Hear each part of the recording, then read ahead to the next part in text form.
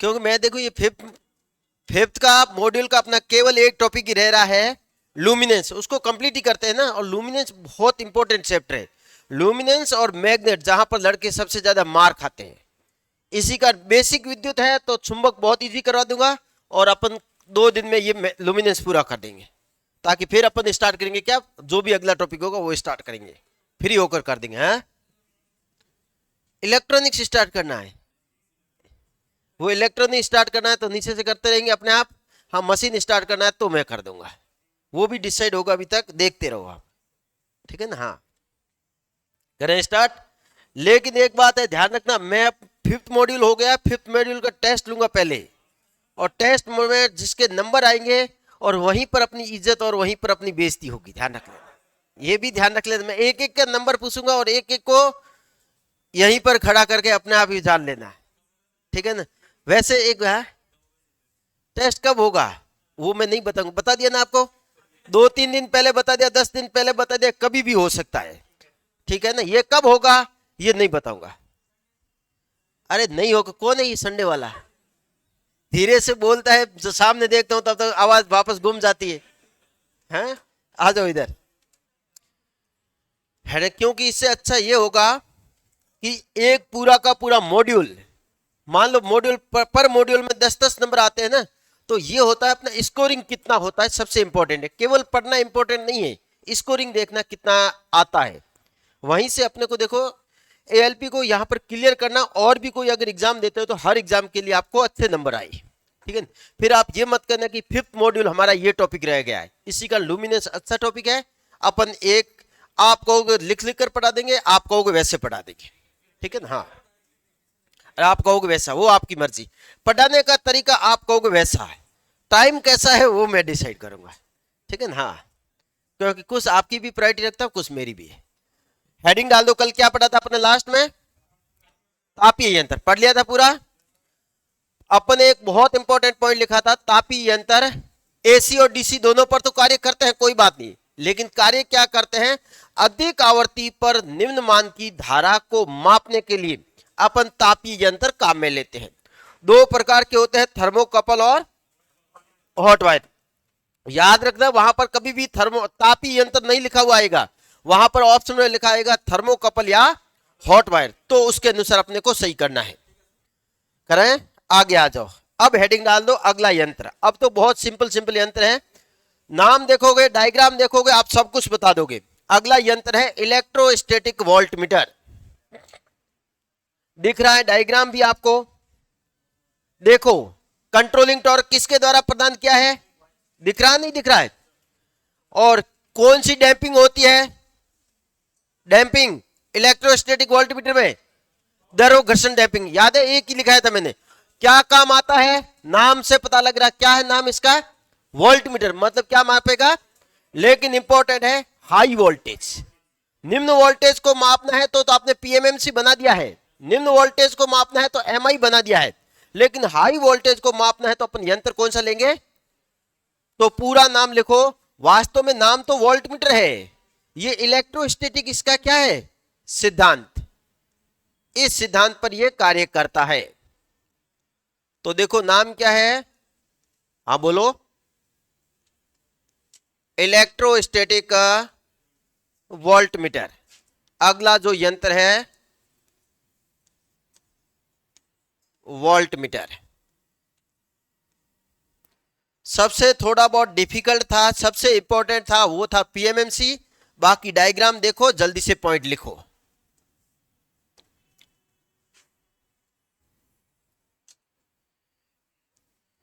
किस सिद्धांत पर कार्य करता है, नाम ही लिखा हुआ है, इसी का ये क्वेश्चन भी नहीं पूछा हुआ आज तक।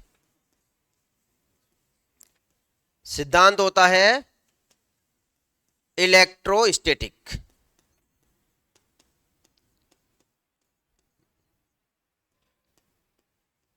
के सिद्धांत पर। लेकिन इसका एक बहुत इंपॉर्टेंट खासियत है जो एग्जाम में पूछते हैं, इसमें एक हानि नहीं होती है जो पीएमएमसी और एमआई प्रकार के उपकरण में होती है। तो आपको पता है मैग्नेट में कौन सी हानियां होती है, भंवर धारा, मतलब कोर हानि। एग्जाम में पूछ रखा है, ये क्वेश्चन रिपीटेड क्वेश्चन है, कौन से यंत्र में हिस्टेरिसिस तथा भंवर धारा हानि नहीं होती है, तो वहां पर ऑप्शन के अनुसार देखो, जहां पर मैग्नेट आप काम में लोगे, मैग्नेट का मतलब फेरोमैग्नेटिक पदार्थ, वहां पर ये हानियां होगी। यहां पर कोई मैग्नेट है क्या? नहीं है, दो प्लेटें हैं सिंपल, और बीच में आपने द्रव भर दिया है, और इस यंत्र का नाम हो गया इलेक्ट्रोस्टैटिक। तो इसकी खासियत क्या है, मुख्य बिंदु क्या है इसका, इसमें कौन सी हानि नहीं होती है? वेरी गुड, इसमें भंवर धारा वह हिस्टेरिसिस हानि, ये तो मेरे ख्याल से थोड़ी बहुत तो मशीनें पढ़ी है आपने। ये हानियां मशीनों में होती है, और मशीन मुख्यतः मैग्नेटिक पदार्थ की बनी होती है। मतलब सिंपल कहें तो ये हानियां होती है मैग्नेटिक पदार्थों में। कहां पर होती है? जहां पर भी आपने मैग्नेटिक पदार्थ काम में ले लिया है, वहां पर ये हानियां होगी। तो इसमें भंवर धारा वो शैथिल्य हानि नहीं होती है। कितनी बार ही ये क्वेश्चन पूछ रखा है। ऑप्शन में क्या क्या मिलते हैं? ऑप्शन में मिलता है आपको पीएमएमसी, एमआई, वाट मीटर या इलेक्ट्रोस्टैटिक वोल्ट मीटर। तो याद रखना, इलेक्ट्रोस्टैटिक वोल्ट मीटर में यह हानि नहीं होती है। नेक्स्ट, एसी पर कार्य करता है या डीसी पर? दोनों पर। केवल पर आपको लिखा रखा है, तो यह एसी तथा डीसी दोनों पर कार्य करता है। और जब दोनों पर कार्य करता है कोई यंत्र, तो उसका पैमाना कैसा होता है? अरेखीय।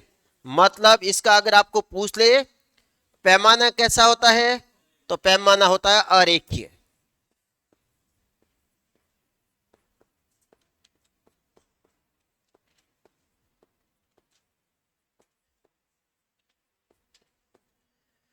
अब अपना लास्ट एक इंपॉर्टेंट पॉइंट रहा है बलागुण।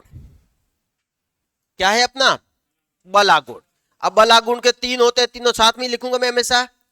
बलागुण याद है अपन ने एमआई में क्या लिखा था? देखो तीनों की बात करते हैं, पहले एक एक करके लिख रहे हैं। तीनों बलागुण कौन कौन से होते हैं? ये बार बार याद क्यों दिला रहा हूं? क्योंकि क्वेश्चन पूछते हैं निम्न में से कौन सा बलागुण नहीं होता है।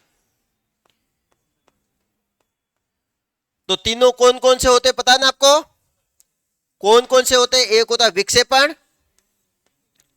जिसे अपन प्रारंभिक बलागुण कहते हैं, ये लिख दिया अपने विक्षेपण बलागुण। दूसरा होता है कौन सा? वेरी गुड, नियंत्रण बलागुण। और तीसरा होता है अवमंदक। डायग्राम को देखकर झट से बता दो नियंत्रण बलागुण के लिए किसका प्रयोग किया है? Very good. तो नियंत्रण बलागुण किसके द्वारा प्रदान करते हैं? स्प्रिंग के द्वारा। डायग्राम में आपको सब कुछ दिख रहा है।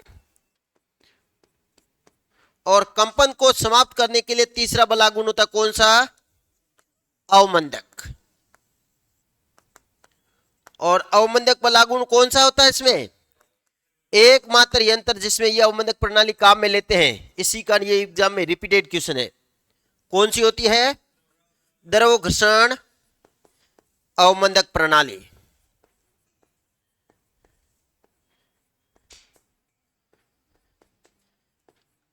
अब देखो यहां पर इंपॉर्टेंट, एक बार लिखना बंद करो, इसके बारे में बात करते हैं। याद है अपन ने एमआई लिखा था, क्या लिखा था? एसी और डीसी दोनों पर। और जब एसी और डीसी दोनों पर कार्य करता था, तो वहां पर अपन ने क्या लिखा था? टीडी, विक्षेपण टॉर्क किसके समानुपाती था?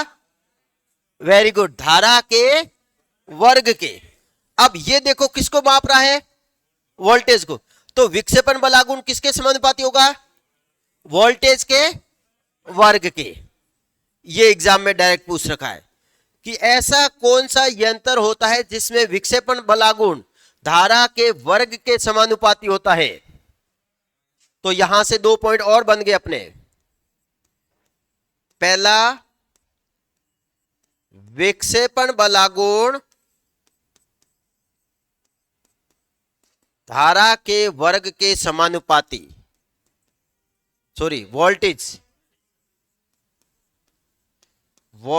के वर्ग के समानुपाती।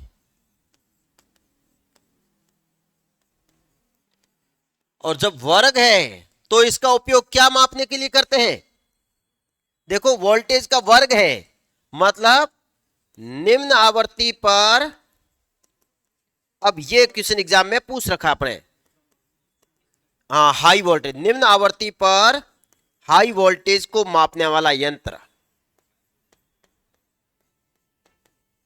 हाई वोल्टेज को मापने वाला यंत्र। ये इसके सारे पॉइंट हो गए। देखो एक बार मैं रिपीट करता हूं फिर नोट करो क्या क्या लिखा है। देखो वापस, यंत्र का नाम क्या है? इलेक्ट्रोस्टैटिक वोल्टमीटर, अर्थात इलेक्ट्रोस्टैटिक तो इसमें सिद्धांत का नाम है, और उपकरण तो कौन सा है? वोल्टमीटर। क्या महत्वपूर्ण बिंदु होता है? इसमें भंवर धारा हानि और क्षैतिज हानि नहीं होती है। क्यों नहीं होती है? क्योंकि इसमें कोई मैग्नेटिक पदार्थ होता ही नहीं है, ठीक है ना। नेक्स्ट, यह एसी और डीसी दोनों पर कार्य, और जब दोनों पर कार्य करता है तो उसका पैमाना कैसा होता है? अरेखीय। और दूसरी बात है, याद रखो, सबका पैमाना अरेखीय होता है, केवल एक ही यंत्र होता है रेखीय। सब यंत्र एसी और डीसी दोनों पर कार्य करते हैं, केवल डीसी पर पीएमएमसी और एसी पर दो होते हैं, अगर याद हो तो। एक तो होता है प्रेरण मीटर और एक होता है, अगर किसी को बता दो, रेक्टिफायर है। रेक्टिफायर नहीं होता क्या? वो सब इलेक्ट्रॉनिक्स पढ़ते हैं तो वहां पर अपन कहते भी है। बल आघूर्ण कितने प्रकार के होते हैं? 3 प्रकार के। विक्षेपण, नियंत्रण, अवमंदक। नियंत्रण किसके द्वारा दिया हुआ है? अवमंदक अपन ने पहले ही पढ़ लिया, क्या? केवल एक यंत्र जिसमें इसका प्रयोग करते हैं। और विक्षेपण बल आघूर्ण होता है, क्या होता है इसमें? धारा के वर्ग के समानुपाती, अर्थात इसका उपयोग हाई वोल्टेज को मापने के लिए करते हैं। अब इसको नोट कर लो एक बार।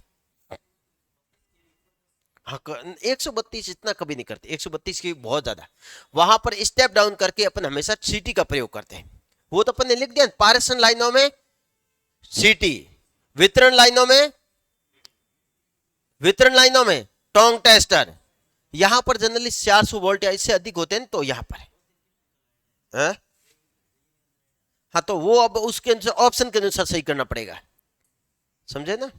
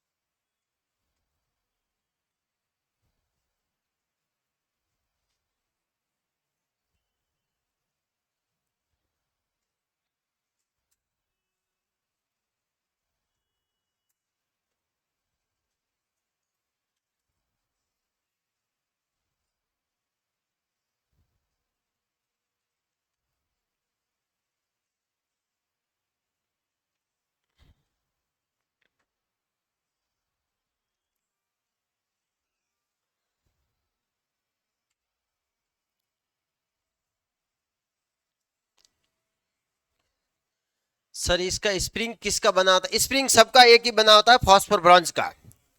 मापांक यंत्रों का जब भी आपको पूछ ले स्प्रिंग किसका बना होता है, तो फॉस्फोर ब्रॉन्ज का ही बना होता है। इसका कोई अलग थोड़ा ही होगा, फिर सबका एक पदार्थ का ही बना होता है।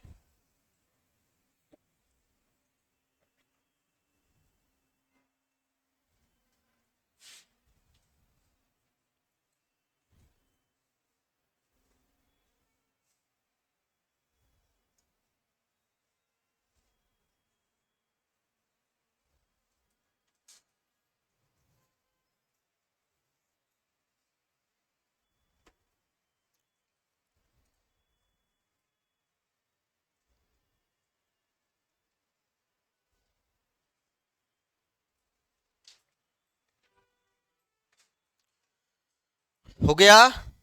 नेक्स्ट आइए बात करते हैं अगला यंत्र। अगला यंत्र कौन सा है? शक्ति गुणक मीटर। यंत्र कौन सा है अपना? या डायग्राम देख के लिखो तो डायग्राम देख के लिख दो, लेकिन डायग्राम में कोई पता नहीं लगेगा, ज्यादा दिखा दूंगा फिर भी। हेडिंग डाल दो। ये जो वर्ड है ना, ये अपने आप में बहुत इंपॉर्टेंट है, जहां से क्वेश्चन आते हैं। शक्ति गुणक, अब ये तो वर्ड है, और मापेगा उसे अपन क्या कहेंगे, मीटर। तो क्या है, शक्ति गुणक मीटर। सबसे पहले हल्की सी आप कहो तो इसके बारे में बात कर लेता हूं कि शक्ति गुणक की बात करूं तो शक्ति गुणक होता क्या है। वेरी गुड, इसको रिप्रेजेंट करते हैं कोस फाई से। किससे रिप्रेजेंट करते हैं। अब मैंने क्या पूछा आपको, कोस की शक्ति गुणक होता क्या है, तो कोई बता सकता है शक्ति गुणक क्या होता है। वेरी गुड, धारा और वोल्टेज के मध्य के कोण के अंतर को अर्थात कलांतर को ही अपन क्या कहते हैं, कोस फाई। या फिर इसका एक फॉर्मूला होता है, किसी को पता हो तो, R/Z होता है, याद है किसी को। वैसे अगर नहीं याद है तो कोई बात नहीं, जब आप बेसिक पढ़ोगे तो आपको अपने आप पूरा बताएंगे। लेकिन यहां पर मैं तो इतना लिखूंगा कि पावर फैक्टर अपन पढ़ते हैं ना तो तीन बातें पढ़ते हैं, एक पढ़ते हैं लीडिंग, एक पढ़ते हैं लैगिंग, एक पढ़ते हैं इकाई। मतलब धारा वोल्टेज के बराबर भी हो सकती है, धारा वोल्टेज से आगे भी हो सकती है, और धारा वोल्टेज से पीछे भी हो सकती है। आप कहोगे मतलब क्या, मतलब बता दो। देखो, आपने कभी बल्ब को ऑन करके देखा है, बल्ब को ऑन करते ही बल्ब क्या, इधर से अपने स्विच को ऑन किया और उधर से बल्ब जल गया, मतलब इसमें धारा और वोल्टेज क्या होते हैं, साथ में होते हैं। और बल्ब हमेशा कौन सा लोड माना जाता है, रेजिस्टिव लोड, जानते हो, क्योंकि बल्ब में फिलामेंट होता है, फिलामेंट टंगस्टन का बना होता है, दैट मीन रेजिस्टिव। इसका मतलब रेजिस्टेंस में वोल्टेज और धारा क्या होते हैं, इन फेज, समान फेज में होते हैं। तो पावर फैक्टर कितना होता है, इकाई। अब आपने कभी ट्यूबलाइट को स्टार्ट करके देखा है, या आजकल तो दूसरे वाली, पहले जो स्टार्टर वाली आती थी ना, देखा है क्या होता है, आपने ऑन किया प्लग को, लेकिन ट्यूबलाइट उसके कुछ समय बाद स्टार्ट होती है। या मोटर देखो, मोटर को अपने ऑन किया, क्या मोटर उसी टाइम फुल स्पीड पर घूम लेती, नहीं, क्योंकि उसको फुल स्पीड आने में थोड़ा टाइम लगता है। मतलब वोल्टेज पहले जा रहा है, धारा बाद में आ रही है। देखो आगे पीछे हुआ या नहीं हुआ। अब धारा पीछे है या वोल्टेज पीछे है, हमेशा पावर फैक्टर का डिसीजन होता है धारा के अनुसार। धारा आगे अग्रगामी, धारा पीछे, हो गया। तो यहां पर सिंपली मैं बात बता दूं, जो आप वैसे बेसिक में पढ़ोगे, इसको मापने के लिए अपन काम में लेते हैं। पावर फैक्टर की सामान्यतः प्रकृति तीन प्रकार की होती है। एक होती है जिसको सिंपली लिखूं मैं, इकाई। पावर फैक्टर का मान क्या है, इकाई। पावर फैक्टर का मान क्या है, शून्य। लैगिंग, शून्य है लेकिन लैगिंग है। और पावर फैक्टर का मान क्या है, शून्य है लेकिन लीडिंग है। ये आप पूरा का पूरा पढ़ोगे, अभी आपको बताने की जरूरत नहीं है। जब आप बेसिक पढ़ोगे ना, एसी थ्योरी, वहां पर आपको पूरा पूरा फेजर डायग्राम बना के बताइए, ठीक है ना। इकाई बात करूं तो ये किसके लिए होता है, समझ आओगे। शून्य लैगिंग होता है किसके लिए, शून्य लीडिंग किसके लिए होता है, सी के लिए। इतना जान लो, बाकी आप पढ़ोगे वैसे भी, जब आप पढ़ोगे तब। इकाई का मतलब क्या होता है, सबको पता है ना, मतलब धारा और वोल्टेज साथ में बढ़ते हैं। शून्य लैगिंग का मतलब क्या है, धारा और वोल्टेज के मध्य कोण कितना होता है, 90 डिग्री। ये क्वेश्चन एग्जाम में पूछ रखा है। इंडक्टर के केस में धारा और वोल्टेज के मध्य कोण कितना होता है, 90 डिग्री, ठीक है ना। तो यहां पर आओ, अब इस पावर फैक्टर को मापने के लिए अपन किसका प्रयोग करते हैं, या तो आप कैलकुलेशन के द्वारा मापो। आप कहोगे कैलकुलेशन के द्वारा कैसे, अपन जानते हैं P बराबर क्या होता है, VI cos फाई। आप पावर को मापो, आप वोल्टेज को मापो, आप धारा को मापो, किसका मान निकाल दोगे, कोस फाई का। तो इसमें तो आपको टाइम लगेगा या नहीं लगेगा। तो फिर इसको मापने के लिए जो मीटर काम में लेते हैं, उस मीटर का नाम क्या होता है, तो कह सकता हूं क्या मापता है, परिपथ में शक्ति गुणक को मापने वाला यंत्र। परिपथ में शक्ति गुणक, ये क्वेश्चन तो एग्जाम में पूछेगा तो भी आप पढ़ने की जरूरत नहीं, डायरेक्ट बता दोगे। परिपथ में शक्ति गुणक को मापने वाला यंत्र।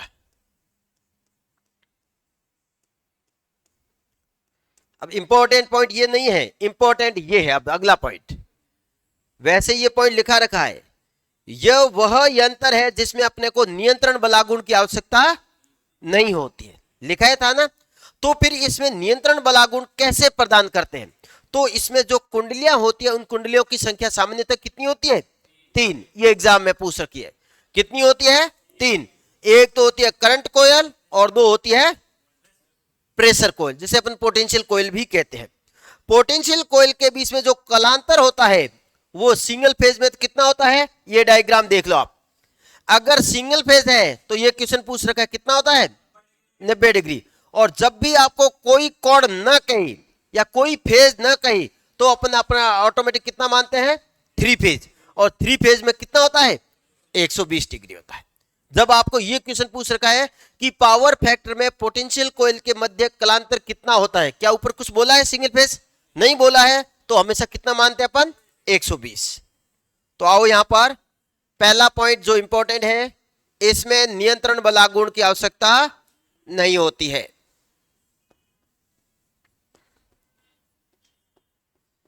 इसमें नियंत्रण बलागुण 3 यंत्र लिखाए थे मैंने, याद हो तो। तीनों क्वेश्चन ऐसे हैं जो एग्जाम में पूछते हैं। कौन कौन से? तो एक तो बोला था मैंने, मेगर में नियंत्रण बलागुण के लिए किसका प्रयोग करते हैं? स्प्रिंग के स्थान पर कुंडली का।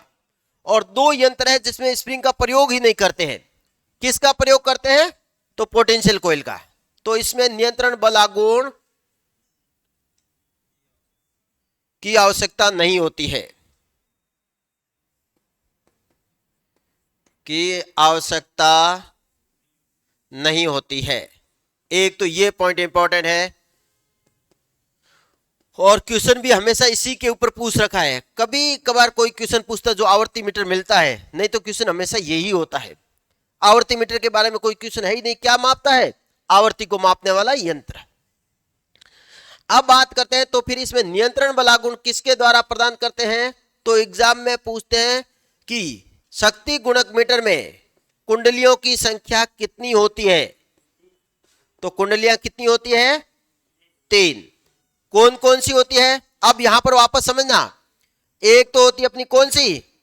करंट कोयल, जो क्या मापेगी? धारा को। अब धारा को मापेगी तो वही खासियत होती है जो अमीटर की होती है। याद रखने का तरीका है, मैंने पहले ही बोला ना कि जब भी धारा मापने वाले की खासियत वही होती है जो अमीटर की होती है। तो क्या क्या क्वेश्चन पूछते हैं कि करंट कुंडली कैसे जुड़ी रहती है? वेरी गुड, सीरीज में जुड़ी रहती है। किस प्रकार के वायर की बनाते हैं? मोटे, मोटे व कम टर्न। क्या ये वापस लिखाने की जरूरत है या याद है? क्या लिखे थे अपने अमीटर में? याद है? अमीटर में लिखा था अपने कि प्रतिरोध क्या होता है? कम। और प्रतिरोध कम रखना है तो आप खुद देखो ना, आर बराबर होता है रो एल बट्टा ए। प्रतिरोध कम रखना है तो मोटा तार कहां में लोगे? प्रतिरोध कम रखना है तो लंबाई क्या रखोगे? कम। और लंबाई का मतलब टर्न होते हैं। तो यहां पर लिखो तो लिख दो करंट कोयल कैसे जुड़ी, करंट कोयल की संख्या कितनी होती है? या आप 1 और 2 मान के बैठ जाओ? नहीं, करंट कोयल की संख्या कितनी होती है? 1। अब लिखो तो लिख दो कैसे जुड़ी जाती है। आपको तो डायग्राम में देख लो, पहले आ जाओ यहां पर।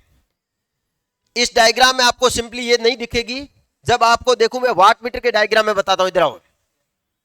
इसी करंट कोयल का अन्य नाम होता है फिक्स्ड कोयल भी कहते हैं। तो देखो ये अपना क्या सप्लाई है या नहीं है? ये अपना लोड है। तो देखो आप करंट कोयल कहां पर जुड़ी है? सीरीज में। और पोटेंशियल कोयल कैसे जुड़ी है? देख लो, समांतर क्रम। तो चाहे वाट मीटर हो चाहे पावर फैक्टर मीटर हो, जिसमें अगर पोटेंशियल और करंट कोयल है तो वहां पर हमेशा करंट कोयल सीरीज में होगी और पोटेंशियल कोयल समांतर क्रम। अरे है कुछ भी नहीं, अभी मैंने क्या मापा? आपको होगी इसकी जरूरत क्यों पड़ी? तो देखो मेरे को पता है पावर फैक्टर बराबर क्या होता है? P अपॉन VI नहीं होता क्या? तो इसके आंतरिक तो आपको ऐसा करना पड़ेगा ना कि वो वोल्टेज मापेगी, क्या मापेगी? धारा। अपने को जरूरत नहीं है, वो अपने आप आंतरिक कैलकुलेशन करके अपने को डायरेक्ट किसके मान दे देगी? पावर फैक्टर का। तो करंट कुंडली की संख्या होती है 1। अन्य नाम क्या होता है? तो इसे अपन कहते हैं स्तर कुंडली भी कहते हैं। ये क्वेश्चन है एग्जाम का। वैसे ये पॉइंट मैं लिखा था कहां पर? वाट मीटर में, लेकिन कोई बात नहीं, यहीं पे लिख दो, एक ही बात है, वहां पर नहीं लिखना पड़ेगा। क्या होता है इसका अन्य नाम? स्तर कुंडली भी कहते हैं। दूसरा, कैसे जुड़ी जाती है? श्रेणी क्रम में, श्रेणी क्रम में जोड़ी जाती है। और तीसरा क्या होता है? किस प्रकार के वायर की होती है? मोटे वह कम लपेट, कम टर्न। अब दूसरी आती है कौन सी? पीसी। कितनी संख्या होती है? 2। एक तो ये क्वेश्चन वापस स्टार्ट करो, ये क्वेश्चन कितनी बार एग्जाम में पूछ रखा है। सामान्यतः इसमें एकमात्र यंत्र होता है जिसमें कुंडलियों की संख्या कितनी होती है? 3। बाकी सामान्यतः कुंडलियों की संख्या 1 होती है, वाट मीटर में जरूर 2 होती है। पोटेंशियल कोयल, अब बात करते हैं, संख्या होगी 2। सिंगल फेज में, अब यह है क्वेश्चन जो एग्जाम में पूछते हैं, सिंगल फेज में कुंडलियों के मध्य कलांतर, आप पढ़ते हो ना सिंगल फेज मोटरों में, सिंगल फेज में कुंडलियों के मध्य कलांतर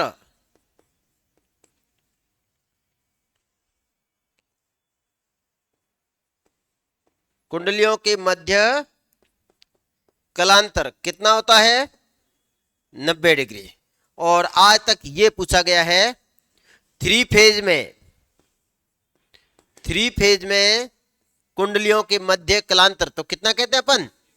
ये क्वेश्चन अपने एग्जाम में पूछ रखा है, बाकी ऊपर वाला नहीं पूछा गया। तो यहां से 3 क्वेश्चन आते हैं। अब बताओ, ये एसी पर कार्य करता है या डीसी पर? क्यों? क्यों? वेरी गुड, डीसी में पावर फैक्टर हमेशा इक्का ही होता है। ये भी क्वेश्चन है ऑब्जेक्टिव अपना। डीसी का पावर फैक्टर हमेशा कितना होता है? इक्का ही होता है, तो वहां पर मापने की आपको जरूरत ही नहीं है। डीसी का पावर फैक्टर सदैव कितना होता है? 1। ये क्वेश्चन ऑब्जेक्टिव पूछते हैं, जब 1 होता है तो आप वहां पर क्या मापोगे? फिर आपको पता है, स्पष्ट पता है, वहां पर केवल डीसी में कैपेसिटर और इंडक्टर होते ही नहीं है, वहां पर केवल होता है प्रतिरोध, और प्रतिरोध का पावर फैक्टर कितना होता है? इक्का ही। तो डीसी में आपको पावर फैक्टर मापने की जरूरत नहीं होती है। तो ये किस में मापेगा? एसी में। याद रह जाएगा ना, नोट कर लो। तो यहां से 3 क्वेश्चन आपके एग्जाम में बनते हैं। कौन कौन से? पहला ये, इसमें नियंत्रण बलागुण की आवश्यकता, कुंडलियों की संख्या कितनी होती है? 3। और तीसरा क्वेश्चन ये है, 3 फेज में कुंडलियों के मध्य कलांतर कितने डिग्री का होता है? 120। अब इसको नोट कर लो एक बार। तभी कहा था, एक अगर आपने एक बार थोड़े से यंत्र को पढ़ लिया ना, सारे के सारे पॉइंट अपने आप रिपीट होते हैं। करंट कोयल वही पॉइंट होते हैं जो सारे अमीटर के हैं, पोटेंशियल कोयल के वही पॉइंट होते हैं जो वोल्ट मीटर के होते हैं। कुछ भी आपको याद नहीं रखना है। आपको कहीं पोटेंशियल कोयल वोल्ट मीटर कैसे जोड़ते हैं? तो पीसी कैसे जुड़ती है? समांतर क्रम में। वोल्ट मीटर का आंतरिक प्रतिरोध क्या होता है? अधिक। तो इसका भी आंतरिक प्रतिरोध क्या रखना पड़ेगा? अधिक। अगर अधिक नहीं बनता है तो फिर श्रेणी क्रम में आपको प्रतिरोध जोड़ना पड़ेगा। डायग्राम में बताऊंगा अभी आपको क्या होता है प्रतिरोध इसका, बहुत ज्यादा होता है। और पीसी का पूरा नाम क्या होता है? पोटेंशियल कोयल। एक धीरे बोल। हाँ, नोट करो जल्दी से। किस सिद्धांत पर कार्य करती है? यहां पर कोई सिद्धांत नहीं होता, एसी के सिद्धांत पर कार्य करती है। ठीक है ना?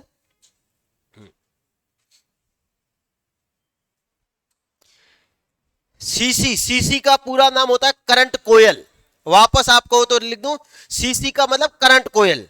वही बिंदु होते हैं जो अमीटर के होते हैं। क्या क्या लिखा है? इसका अन्य नाम क्या होता है? स्तर कुंडली। कैसे जोड़ते हैं अमीटर? तो यह भी श्रेणी क्रम में जोड़ता है। अमीटर का आंतरिक प्रतिरोध क्या होता है? कम। और कम के लिए कैसे वायर का प्रयोग करते हैं? मोटे और कम टर्न। लिख दो है। हाँ, दोनों का मिश्रण क्रम होता है। तो जब भी आपको पूछे कि पावर फैक्टर मीटर कैसे जुड़ा जाता है, तो श्रेणी क्रम समांतर क्रम, दोनों की बात करते हैं। समझे? तभी इसमें अलग अलग पूछते हैं। सीसी होती है वो तो श्रेणी क्रम में जुड़ती है, और पीसी होती है वह समांतर क्रम में जुड़ती है। हाँ, अगर आपको अवमंदक प्रणाली पूछ ले तो कौन सी होगी? वायु घर्षण, बताने की जरूरत नहीं है। केवल पीएमएमसी में भंवर धारा, प्रेरण में पीएमएमसी होती, दो ही बताए थे। और द्रव घर्षण, और अगर किसी यंत्र में पूछ ले तो हमेशा आंखें बंद करके लिखो वायु घर्षण, इसी कारण पूछते भी नहीं है कभी एग्जाम में। हाँ सही बोले हो कि अवमंदक प्रणाली कौन सी होती है, तो अगर पूछे तो लिख देना वायु घर्षण। हो गया। नेक्स्ट आइए बात करते हैं अगले मीटर की। पता नहीं गुरुजी क्यों कम कम समझ आ रहा है, पढ़ाई करो अच्छे से, अपने आप समझ में आएगा। एक दो। नेक्स्ट तीसरा यंत्र कौन सा देखो, वाट मीटर। अब ये तो सबने देख रखा होगा, क्योंकि यहां पर तो वाट मीटर अपन एसी में बहुत डीप में पढ़ते हैं, यहां पर तो वाट मीटर में थोड़ा सा पढ़ेंगे। और वाट मीटर का एक क्वेश्चन आता है, पढ़ा हो तो कभी, क्या आता है पता है आपको? 2 वाट मीटर मेथड, एसी में अपन पढ़ते हैं, बहुत अच्छा टॉपिक है। 2 वाट मीटर विधि, जिसमें कहते हैं कि बराबर कब होगी दोनों वाट मीटर की रीडिंग, यहां अपन प्रैक्टिकल करते हैं जिसके ऊपर जहां से क्वेश्चन आता है, इसी का इंपॉर्टेंट है वाट मीटर वहां का। 2 वाट मीटर विधि पढ़ी कभी? कौन सी थ्योरम होती है? हैं? आप ही बताओ, मेरे को नहीं पता है। आ जाओ इधर। वाट मीटर,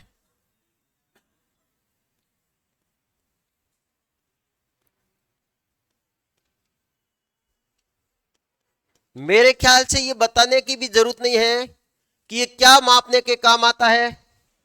मात्रक दिख रहा है आपको? वाट किसका मात्रक होता है? शक्ति को मापने के लिए काम में लिया जाता है।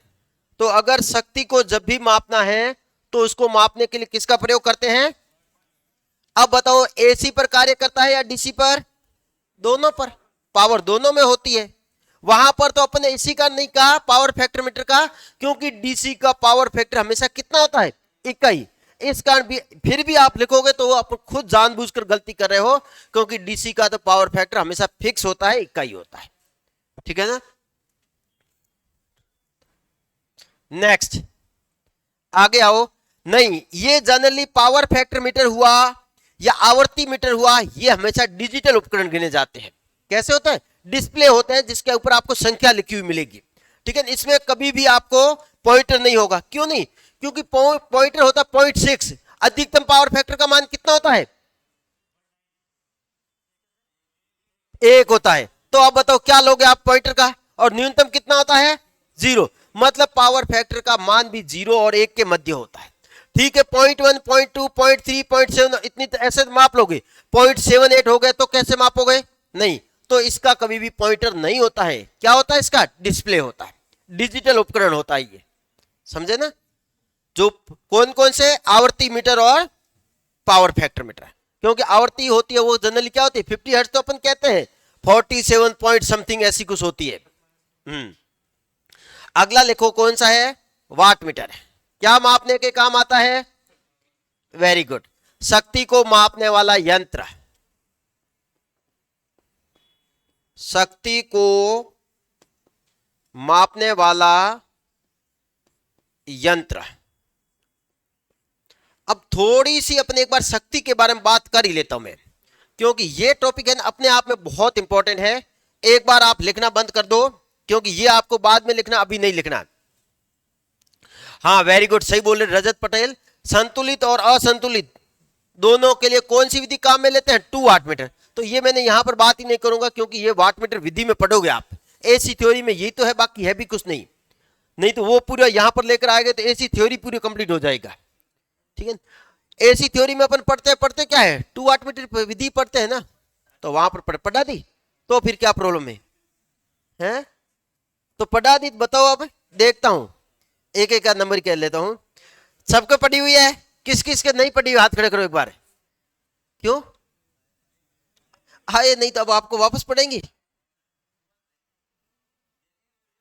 कब? एग्जाम के बाद। वही जो वास्तविकता यही है, ये ध्यान रखो। जितना नहीं पढ़ा है, देखो जब बर्डन बर्डन का मतलब समझो लोड। जब लोड बढ़ जाता है ना, फिर नीचे दबोगे ही दबोगे, ऊपर कभी नहीं उठ पाओगे। समझ गए ना? ये ध्यान रख लेना। क्यों है? आज ही आए हो तो अब आके आप कुछ कर लोगे ना। कोशिश करते रहोगे। बाकी जो धीरे धीरे जितना पढ़ा रहा हूं मैं हमेशा इसी का तो इतना ही पढ़ाता हूं। क्यों? क्योंकि मेरे को पता है, देखो अपन वैसे भी थोड़े से, मेरे को पता है ज्यादातर जो आईटीआई करता है वो कौन करता है? जिसके पास कोई काम नहीं होता है? लेकिन आज के टाइम में नहीं, मैं कह रहा हूं, लेकिन वास्तव में जो वास्तविकता सही है ये। लेकिन एक बंदा जो आईटीआई सही तरीके से कर लेता है ना, उसको जितना नॉलेज होता है उतना बीटेक वाले को नॉलेज नहीं होता है, ये ध्यान रख लेना। हाँ, कहते जरूर है कि आईटीआई कौन करता है? टाइम पास वाला। लेकिन जो बंदा जितना वायरिंग अगर अच्छे से समझ के जाता है ना, बीटेक वाले को आप कह दो 2 वायर जोड़ने को, नहीं जोड़ पाएगा, जोड़ेगा तो उल्टा जोड़ेगा, बाहर जाएगा तब तक पीछे फटाका बच जाएगा। ठीक है ना? हाँ, वास्तविकता होती है नॉलेज। तभी तो देखो ना छोटे लेवल में, अब ठीक है आईटीआई धीरे धीरे कम हुआ है, नहीं तो आईटीआई छोटे लेवल में हर जगह आईटीआई भरा पड़ा है। क्यों? क्योंकि बेचारे बीटेक वालों को क्या पता कहाँ वायर जोड़ेंगे, उनको कुछ पता ही नहीं, मशीनें सीधी पढ़ते हैं। अरे मशीनें आई कैसे, उसमें वाइंडिंग क्या होती है उसको कुछ पता नहीं है। वो तो पढ़ते हैं मशीनें कितने प्रकार की होती है, 2 प्रकार की होती है, एसी और डीसी। एसी होती है 2 प्रकार की, सिंगल फेज और 3 फेज। 3 फेज होती है 2 प्रकार की, तुल्यांकी और अतुल्यांकी। यहां पढ़ते हैं। अब उससे पहले बंदे को पूछे कि वायरिंग हुई कहां से, कैसे हुई है, राम जाने। क्योंकि वो क्या कहेगा, नीचे वाले हमारे अपने आप ये काम करते हैं, समझे ना? तभी बाकी करने वाले हो तो आईटीआई वाला जो बहुत अच्छे नॉलेज रखता है, और आईटीआई वाला अगर अच्छे से करके आता है वो अपने आप खा पी सकता है। क्योंकि आज के समय वायरिंग हर किसी को नहीं आती है, हर कोई इसके पास कोई नहीं जाता है, क्योंकि ये किसी के नानी नहीं लगती है, समझे ना? जाता है कोई लाइट के पास? कोई नहीं जाता है। जो जान पहचान होती वही जाएगा, नहीं तो दूर ही रहेगा कि रहने दो, लाइट बाद में आ जाएगी कहीं, अपन पहले ना। ठीक है, पहले इधर आ जाओ, पहले एक टॉपिक पूरा करते हैं। आओ इधर बात करते हैं। मैं यहां पर इस पॉइंट को पूरा ही करवा देता हूं आपको। यहां से क्या क्या क्वेश्चन आते हैं देख लो। शक्ति जिसको अपन कहते हैं पावर, ये क्यों कह रहा हूं? क्योंकि आपके क्वेश्चन आता है कि वाट मीटर के द्वारा कौन सी पावर का मापन किया जाता है। तो पहले पता तो होना चाहिए कि पावर होते कितने प्रकार की है। तो पावर अपने होती है 3 प्रकार की। कौन कौन सी होती है? तो ये अभी तक नोट नहीं करना है, मैं कहूं तब करना है। 20 में लिखोगे कोई मतलब नहीं है, लिखो भले आपकी मर्जी। एक होती है जिसे अपन कहते हैं एक्टिव पावर। क्या कहते हैं अपन? एक्टिव, जिसे हिंदी में कहते हैं, वास्तव में तो वर्ड यही है, वास्तविक भी कहते हैं, लेकिन सही वर्ड है ये सक्रिय पावर। अब यहां से 2 क्वेश्चन आते हैं। पहला, एक्टिव पावर का मात्रक क्या होता है? बता दो जल्दी से। एक्टिव पावर का मात्रक, गलत बात बोल रहे हो क्या? केडब्ल्यू होता है? वाट, सही वर्ड है वाट। क्योंकि किलोवाट नहीं हो सकता क्या? क्या मेगावाट नहीं हो सकता है? तो प्रॉपर जो बेसिक यूनिट है वो बोलो, क्या होती है? तो सबसे पहले यदि बोलूं मैं इसके मात्रक की, तो इसका मात्रक होता है वाट। ये क्वेश्चन एग्जाम में पूछ रखा है, मात्रक होता है इसका क्या? वाट। हाँ, अब आप लिखो तो भली लिख दो, वाट कह दो, बड़ा है तो किलोवाट कह दो, उससे बड़ा है तो मेगावाट कह दो। लेकिन वास्तविक जो यूनिट निकले वो वाट से ही निकली है। दूसरा, एक्टिव पावर की खपत कौन करता है? प्रतिरोध लोड, रेजिस्टिव लोड के द्वारा इसकी खपत होती है। रेजिस्टिव लोड के द्वारा इसकी खपत होती है।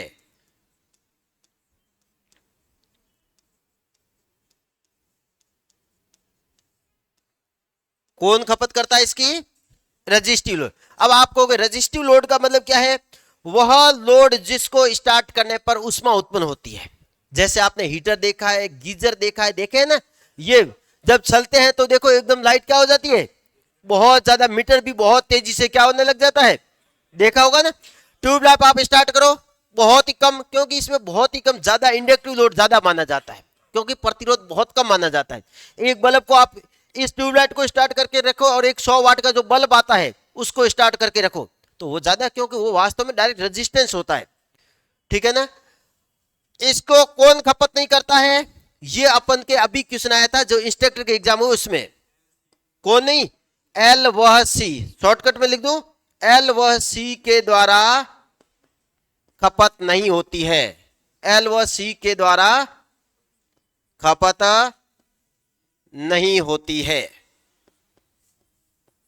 अब बात करते हैं इसका फॉर्मूला क्या होता है। बात करो यहां पर, यहीं पर पहले अपन इसको ही पूरा करते हैं। कौन खपत करता है? अब बताओ इसका फॉर्मूला क्या होता है? तो मेरे ख्याल से होता है P बराबर, वेरी गुड, ये तो सिंपल फॉर्मूला होता है, पी आई बराबर वी आई। अब ये बताओ V अपना लाइन वोल्टेज है या फेज वोल्टेज है? ये आपने सिंगल फेज में पावर को मापी है, क्योंकि वाटमीटर देखे ही होंगे आपने। ये बताओ V अपना लाइन वोल्टेज है या फेज वोल्टेज है? फेज वोल्टेज, क्योंकि सिंगल में हमेशा फेज वोल्टेज ही होता है। अर्थात ये जो फॉर्मूला होता है ये सिंगल फेज का होता है वीपी आईपी कोस फाई। अब इससे अपन बहुत सारे फॉर्मूले निकाल देते हैं। देखो आप, जो अपने क्वेश्चन आता है निम्न में से कौन सा पावर का फॉर्मूला नहीं होता है, तो आओ एक एक करके बात करते हैं। पर ये फॉर्मूला कहां लिखा अपने? सिंगल फेज में। अब देखो कितने सारे मैं आपको बेसिक क्वेश्चन बताता जा रहा हूं। अब मैं पहले पावर को माप रहा हूं किसमें? डीसी में। अब वीपीआईपी लिखूं या नहीं लिखूं? सबको पता है सिंगल फेज का, आगे लिख दिया ना, फिर आगे लिख दिया मतलब हो गया अपना काम। आ जाओ यहां पर। अब मैं पहले माप रहा हूं किसमें? डीसी परिपथ में। डीसी परिपथ पावर को मापूं किसके द्वारा? वाटमीटर के द्वारा। लेकिन इसमें मैं इतना पहले से जानता हूं डीसी में पावर फैक्टर का मान कितना होता है? एक क्वेश्चन ये रहा एग्जाम का, डीसी में पावर फैक्टर का मान हमेशा कितना होता है? एक। तो अब ये फॉर्मूला यहां पे रखो और पावर को मापो। क्या आया पावर का फॉर्मूला? P बराबर वी आई।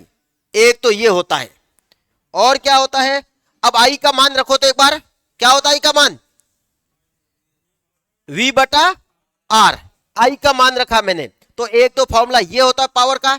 दूसरा आपको यहां पे लिख दो V, और आई का मान क्या लिख दिया मैंने? V बटा आर।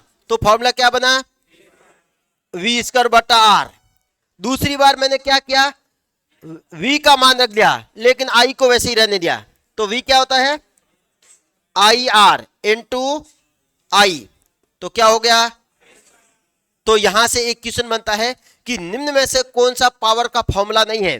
तो ये भी सही है, ये भी सही है, और ये भी सही है। इसके अलावा जो है वो गलत है। और डीसी में पावर फैक्टर हमेशा कितना होता है? तो सारे के सारे इसी फॉर्मूले से निकले या नहीं निकले? अब आओ बात करते हैं थ्री में। अब बात करते हैं अपन किसमें? थ्री फेज में। आओ यहां पर थ्री फेज में अगर बात करूं तो वापस ये स्टार करके लिखो। थ्री फेज में जब एक फेज में पावर इतनी है तो थ्री फेज में पावर कितनी होगी? गलत बात है। थ्री फेज में कितनी होगी? तीन। तो थ्री। अब यहां पर ध्यान रखना क्या होगा? VP IP cos phi. देखो अगर फेज वोल्टेज दे रखा है तो क्या होगा? 3 वीपी आईपी कोस फाई। लेकिन अगर आपको दे रखा लाइन में, तो जानते हैं अपन, आप लिखो तो लिख दो फेज वोल्टेज और लाइन वोल्टेज में क्या रिलेशन होता है? वीपी बराबर होता है वीएल बटा क्या होता है? √3। मान रखो यहां पर, तो अपने पास फॉर्मूला आ जाएगा √3 वीएल आईएल कोस फाई। इतने फॉर्मूले में से एक फॉर्मूला आपके हर बार एग्जाम में आता है। फॉर्मूला कौन सा याद रखना है? केवल ये। तो देखो अगर वीपीआईपी लिखा हुआ है, आगे क्या आएगा? 3। अरे सिंगल फेज में वी आई कोस फाई होता है, तो 3 में कितनी होगी? 3 वीपीआईपी। अगर लाइन की टर्म में पूछे तो मैं जानता हूं लाइन में रिलेशन होता है वीपी बराबर वीएल बटा √3। मान यहां पे रखोगे तो वीएल बटा √3, तो एक 3 से एक √3 गया, पीछे कितना रह गया? √3। तो फॉर्मूला बन गया √3 वीएल आईएल कोस फाई। बताओ समझ में आया नहीं आया? तो यहां पर देखो पहली बात किसकी हो रही है? यहां पर एक्टिव पावर, जैसे अपन क्या कहते हैं? मात्रक क्या होता है? वाट। ये एग्जाम में पूछ रखा है बहुत बार।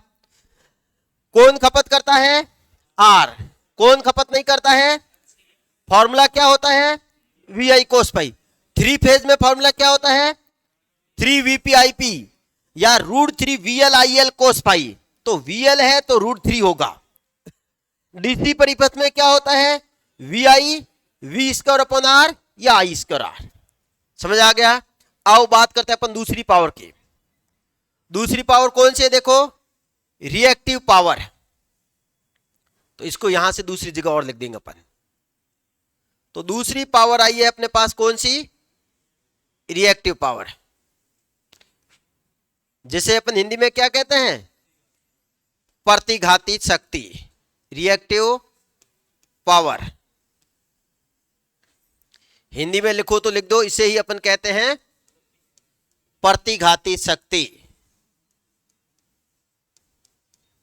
बात करो एक एक करके। सबसे पहले बात करता हूं इसके मात्रक की। तो मात्रक क्या होता है, वेरी गुड, VAR। एग्जाम में इसका पूरा नाम पूछ रखा है, वोल्ट एम्पियर, नाम से पता लग रहा है रिएक्टिव। अब आगे KVAR लग जाए तो कोई प्रॉब्लम नहीं है, MVAR लग जाए तो कोई प्रॉब्लम नहीं है। तो VAR का पूरा नाम लिख दो, पूरा नाम होता है वोल्ट एम्पियर, और कौन सी पावर, रिएक्टिव पावर।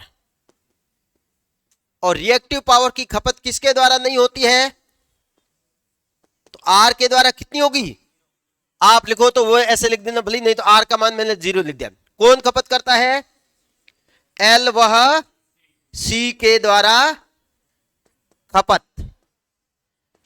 अब बोलते हैं तीसरा, फॉर्मूला क्या होता है, तो किसे रिप्रेजेंट करते हैं, Q से। वहां पर होता है VI cos फाई, यहां पर क्या होगा, VI sin फाई। 3 फेज में है तो 3 VP sin फाई, और लाइन वोल्टेज ले रहे हो तो √3 VL sin फाई। हो गया। नेक्स्ट और लास्ट, तीसरी एक और पावर, साथ में मिक्स तो नहीं होगा ना, आधे लोगों के हो जाएगा, आधे क्या लगभग 90% लोगों के हो जाएगा। आप कहोगे मैं एक एक की कॉपी देख के आ जाऊंगा, अभी बता दूंगा आपको, क्योंकि मेरे को विश्वास है आप पर।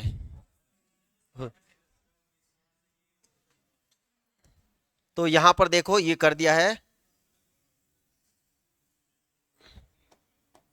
अपन ने अलग कर दिया। नेक्स्ट तीसरी पावर कौन सी है, आप ये देखो,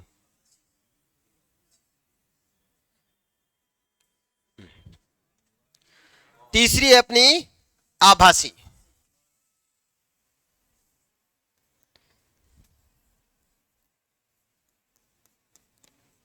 आभासी शक्ति, जिसका मात्रक क्या होता है, किसे रिप्रेजेंट करते हैं इसे अपन, S से। क्या होता है मात्रक, VA, वोल्ट एम्पियर। VA का मतलब वोल्ट एम्पियर। नेक्स्ट बात करूं फॉर्मूला क्या होता है, तो S बराबर होता है VI, या लाइन में लिखते हो या 3 फेज में लिखते हो तो √3 VL/IL, क्योंकि ये फॉर्मूला पूछ रखा है अपने को। तो ये 3 तो फॉर्मूले हो गए। इस पावर को मापने के लिए अपन कौन सा यंत्र काम में लेते हैं, वाट मीटर। तो अब बताओ, एक क्वेश्चन पूछ रखा है, वाट मीटर कौन सी पावर का मापन करता है, दोनों का। ध्यान रख, कभी भी एक्टिव मत कर लेना, क्योंकि अपन जब पढ़ते हैं ना वहां पर दोनों पढ़ते हैं। तो शक्ति को मापने वाला यंत्र, शक्ति कौन सी, एक्टिव तथा रिएक्टिव दोनों। लिख दूं यहां पर, अब आप भले ही साथ में लिखते रहो। शक्ति जो मापन करता है वो होता है सक्रिय वह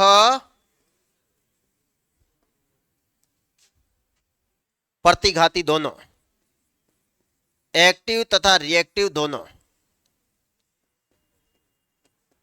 दोनों का मापन इसके द्वारा अपन कर सकते हैं। नेक्स्ट, अब वो शक्ति के बारे में बताने की जरूरत नहीं है, क्योंकि आपको सब कुछ लिखा दिया है।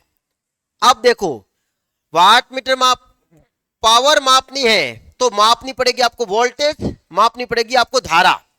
तो इसको मापने के लिए देखो, इधर आ जाओ एक बार, ये डायग्राम देखो। ये अपना लोड है, दिख रहा है सबको, ये लोड कितनी पावर की खपत कर रहा है ये अपने को मापनी है। तो इसको मापनी है तो पहले मेरे को क्या मापनी पड़ेगी, धारा।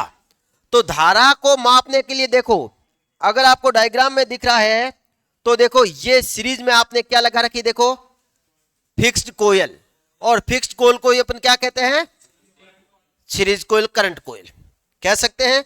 इसी प्रकार अपने को यहां पर क्या मापनी है, वोल्टेज। तो या तो अपने को 3 यंत्रों की जरूरत पड़ेगी या एक यंत्र होता है वाट मीटर। तो देखो वोल्टेज मापनी है तो क्या लगाया आपने, समांतर क्रम में कोयल। लेकिन इस कोयल का रेजिस्टेंस बहुत कम होता है। क्वेश्चन पूछते हैं वाट मीटर की पोटेंशियल कोयल कैसी होती है, हाईली रेजिस्टिव या हाईली इंडक्टिव, हाईली रेजिस्टिव नहीं होने के कारण ही आपने सीरीज में क्या लगाया है, प्रतिरोध। नेक्स्ट, अब ये यहां पर क्या लगा हुआ है देखो, पॉइंटर, क्या मापेगा आपका, वॉट माप लेगा। हो गया।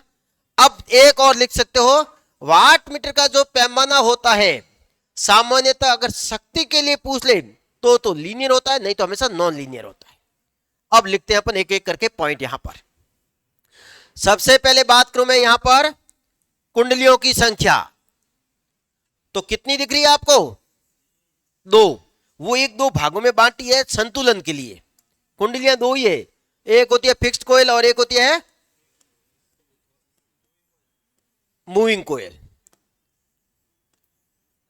तो कुंडलियां होती है 2, 3 कुंडलियां केवल एक में ही होती है, नाम याद है आपको, ये होती है करंट कोयल, इसी को कहते हैं अपन क्या, फिक्स्ड कोयल। बाकी लिखने की जरूरत नहीं है ना, वो वहां पे लिख दिया अपने किसमें, एल व सी का अर्थ क्या है, एल का मतलब इंडक्टर, सी का मतलब कैपेसिटर। आर एल सी 3 तो देखो ये तो इतना तो मत कराओ बिल्कुल ही, अपन इलेक्ट्रिकल पढ़ रहे हैं और आर एल सी का मतलब नहीं है पता। आर का मतलब प्रतिरोध होता है, एल का मतलब प्रेरक होता है, सी का मतलब कैपेसिटर होता है। दूसरी बात करते हैं इसमें क्या होती है, पीसी। कैसी कोयल होती है इस, ये इसको इजी मत लेना, ये क्वेश्चन अपन के एग्जाम के हैं। इसे कहते हैं अपन मूविंग कोयल, उसे कहते हैं अपन स्तर कुंडली, इसे कहते हैं अपन मूविंग कुंडली। अब यहां पर जो एग्जाम का सबसे ज्यादा वाट मीटर में पॉइंट पूछते हैं वो है ये कि इसकी जो प्रेशर कुंडली होती है वो किस प्रकृति की होती है, हाईली रेजिस्टिव। तो ये क्वेश्चन अभी तक इसका सबसे इंपॉर्टेंट आया है। वाट मीटर की पीसी वोल्टता कुंडली कैसी होती है, हाईली रेजिस्टिव।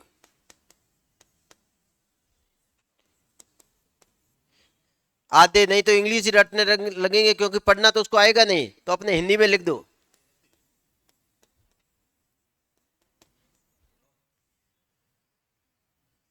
हाईली रेजिस्टिव होती है। अभी तक जितने पॉइंट लिखे सबसे इंपॉर्टेंट पॉइंट ये है वाट मीटर का। नेक्स्ट, ये किस प्रकार का यंत्र होता है, इंडिकेटिंग होता है या इंटीग्रेटिंग, इंडिकेटिंग। बताने की जरूरत नहीं है, अपने वहां पे लिख रखा है पॉइंट। ये कैसा यंत्र होता है, एसी पर कार्य करता है या डीसी पर, तो सामान्यतः दोनों पर कर सकता है। अब यहां पर इंपॉर्टेंट है कि वाट मीटर जो पावर को मापता है वो कौन सी पावर होती है। देखो ये भी क्वेश्चन बहुत बार पूछ रखा है, वोल्ट मीटर जो वोल्टेज मापता है वो वोल्टेज कौन सा होता है, आरएमएस वोल्टेज होता है। जिसको नहीं पता ऊपर लिख देना, सबसे ऊपर खाली पेज है ना, वोल्ट मीटर तथा अमीटर के द्वारा मापी गई राशि सदैव आरएमएस वैल्यू होती है। समझते हो ना सबके सब, कहां लिखा आपने, सबसे ऊपर। वापस बोलूं, वोल्ट मीटर तथा अमीटर के द्वारा, वोल्ट मीटर तथा अमीटर के द्वारा मापी गई विद्युत राशि, वोल्ट मीटर तथा अमीटर के द्वारा मापी गई विद्युत राशि सदैव आरएमएस वैल्यू होती है। वाट मीटर कौन सी मापता है, एवरेज। आप कहोगे एवरेज कहां से है, इधर आओ मैं बताता हूं आपको, अपने आप याद रह जाएगा। देखो क्या होता है, P बराबर वी आई कोस पाई होता नहीं होता है। अब V अपने आरएमएस है तो Vm by root 2 Im by root 2, तो देखो गुणा करो तो कितना होगा, Vm अपॉन Im बटा कितना हुआ, राशि कितनी है 2, नीचे किससे भाग दिया, तो कौन सा मान निकलता है, एवरेज। तो वाट मीटर सदैव एवरेज पावर का मापन करता है। ये क्वेश्चन बहुत अच्छा क्वेश्चन है, ज्यादातर लोग करके आएंगे आरएमएस। वाट मीटर सदैव आरएमएस मान, सॉरी एवरेज,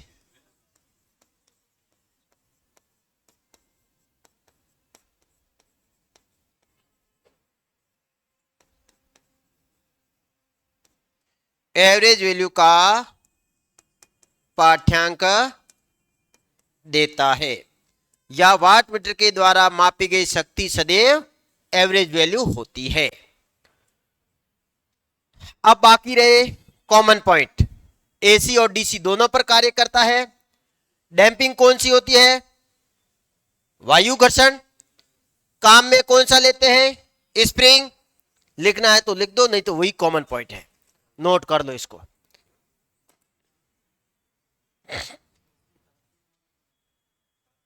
है इंस्टेंटेनियस वैल्यू, वो तो जो मापता है ना, तब अपन कहते हैं एट ए टाइम P बराबर VI cos पाई, उसे कहते हैं इंस्टेंटेनियस। हाँ, क्योंकि हम जब अपन कहते हैं ना एसी में, एक इंस्टेंटेनियस वैल्यू होती है, अधिकतम वैल्यू होती है, आरएमएस वैल्यू होती है और एवरेज वैल्यू होती है। हैं? हाँ, और ये किस सिद्धांत पर कार्य करता है, इसका पूरा नाम क्या होता है, इलेक्ट्रोडायनेमोमीटर वाट मीटर। पढ़ा हो तो कभी, पूरा नाम क्या होता है, इलेक्ट्रोडायनेमोमीटर वाट मीटर। आरएमएस क्या होता है, ये एसी में एक वोल्टेज का मान होता है, ठीक है। अगर आपको पता है, कौन नहीं पूछने वाला, अगर आपको पता है पीक वैल्यू क्या होती है, तो पीक वैल्यू से अपन आरएमएस वैल्यू निकालते हैं, पीक वैल्यू से अपन एवरेज वैल्यू निकालते हैं।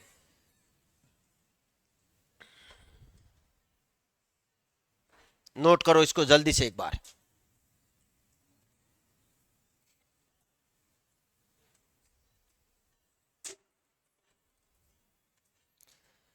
क्या वाट मीटर में हिस्टैरिसीस हानियां होगी या नहीं होगी, होती है। एक क्वेश्चन और पूछते, बहुत अच्छा क्वेश्चन याद आया। आपने वाट मीटर को कभी देखा है, हमेशा बॉक्स के अंदर रखते हैं, वोल्ट मीटर की तरह बाहर थोड़ा ही होता है, देखा कभी आपने, कभी नहीं होता है। किसके अंदर होता है, बॉक्स के अंदर होता है, लकड़ी का बना हुआ। क्यों, स्ट्रे हानियों को कम करने के लिए। तो इसमें कौन सी हानियां नहीं होती है, स्ट्रे हानियां। देखा हो तो कभी भी वाट मीटर को कभी भी वोल्ट मीटर की तरह ऐसे खुला नहीं रखते हैं, उसको हमेशा एक बॉक्स के अंदर पैक करके रखते हैं। देखा हो तो कभी, नहीं देखा है तो लिख देना, इससे ज्यादा दिखाना मैं कैसे दिखाऊं। यहां पर क्या कहोगे, वाट मीटर में स्ट्रे हानियां नहीं होती है। इलेक्ट्रोडायनेमोमीटर, सॉरी इलेक्ट्रोस्टैटिक में कौन सी हानियां नहीं थी, भंवर धारा हानियां। तभी कहते हैं उपकरण अगर देखे हुए होते हैं ना, तो सबके सब रीजन आपको पता होता है। स्ट्रे हानियां नगण्य,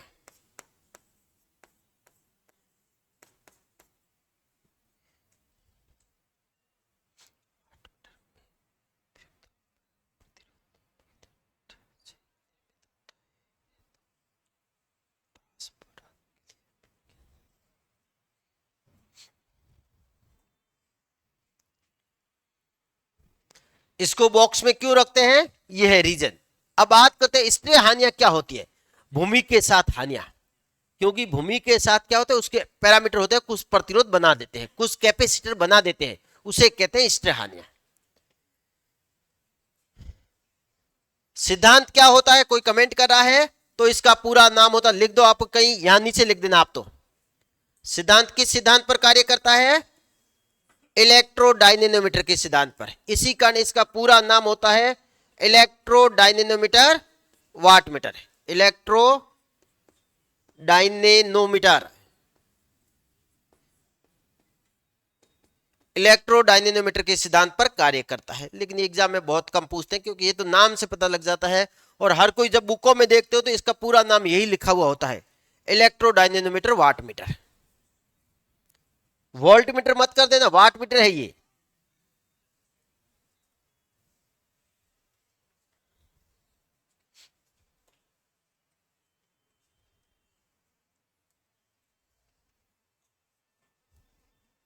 हो गया।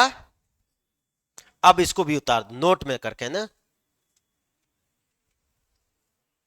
ये बहुत अच्छा पॉइंट है, सारे के सारे आपको शक्ति के एक साथ और उसके मात्रक के साथ मिल गए हैं पॉइंट। उतारना है या नहीं उतारना? उतार दो।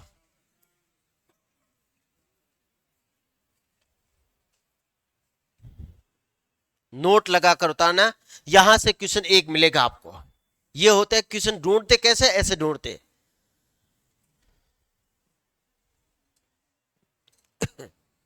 लेकिन ये नहीं कि इसको बैठ के रटने लग जाओ, नहीं, समझो एक बार।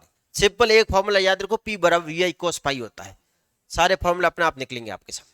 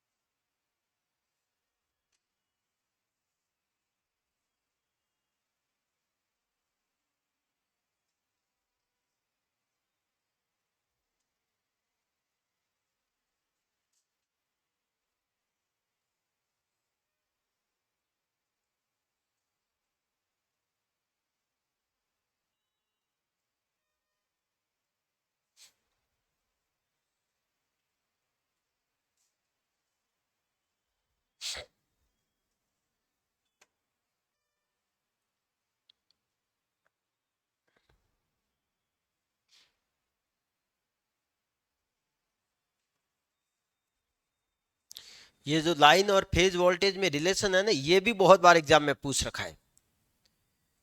वी एल बराबर होता है √3 VP।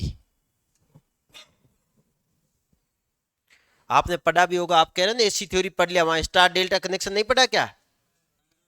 तो वहां पे लिखा है नहीं था आपको? तो वहां पर देखिए पावर भी लिखा रखी है आपको, लिखा रखी ना सारी, तो याद है सारी? तो फिर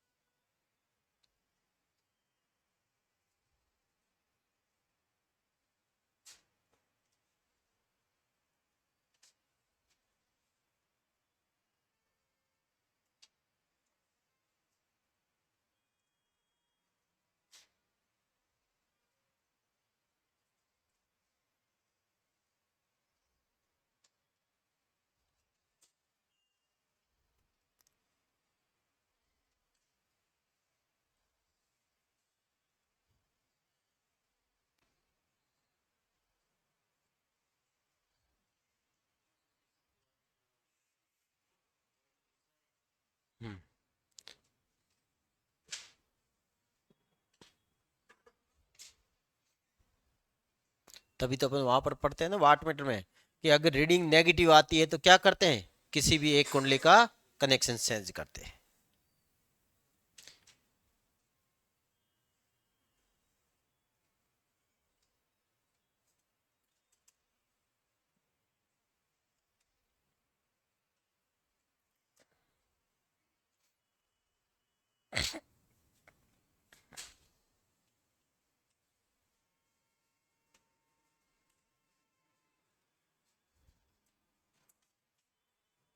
ये तीनों बातें अपने बेसिक में लिखनी है, यहाँ की नहीं है। शक्ति वर्ड आ गया है तो शक्ति केवल अपन पढ़ के भाग जाते हैं, तो पढ़ के मत भागो। देखो शक्ति अपने आप में कितना बड़ा है, देख लो आप।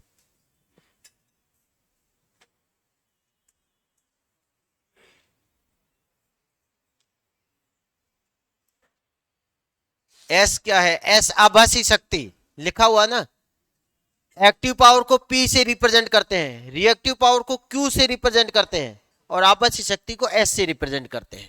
ये रिप्रेजेंट करने के तरीके होते हैं बस।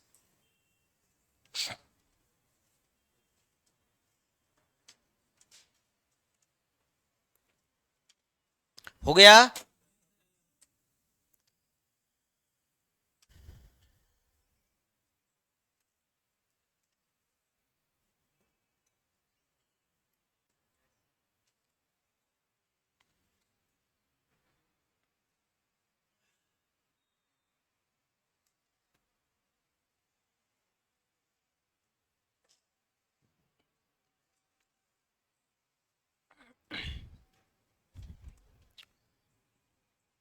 अब आप कहोगे यहां से एग्जाम के क्वेश्चन देखो आप, एक तो ये रहा जो बार बार रिपीट होता है, लाइन वोल्टेज और फेज वोल्टेज में क्या रिलेशन होता है, तो VL बराबर √3 VP होता है। ठीक है, VP का मान निकाल दो तो VL अपॉन √3 हो जाएगा। एक ये रहा दूसरा क्वेश्चन, डीसी में पावर फैक्टर होता है, हर कोई गलत करके आएगा। तीसरा ये कहेगा कौन सा इसमें से रिलेशन गलत है। तो यहां पर ये तीन क्वेश्चन तो यहां पर सबसे इंपॉर्टेंट है इसके। बाकी तीन क्वेश्चन तीनों शक्तियों के मात्रक।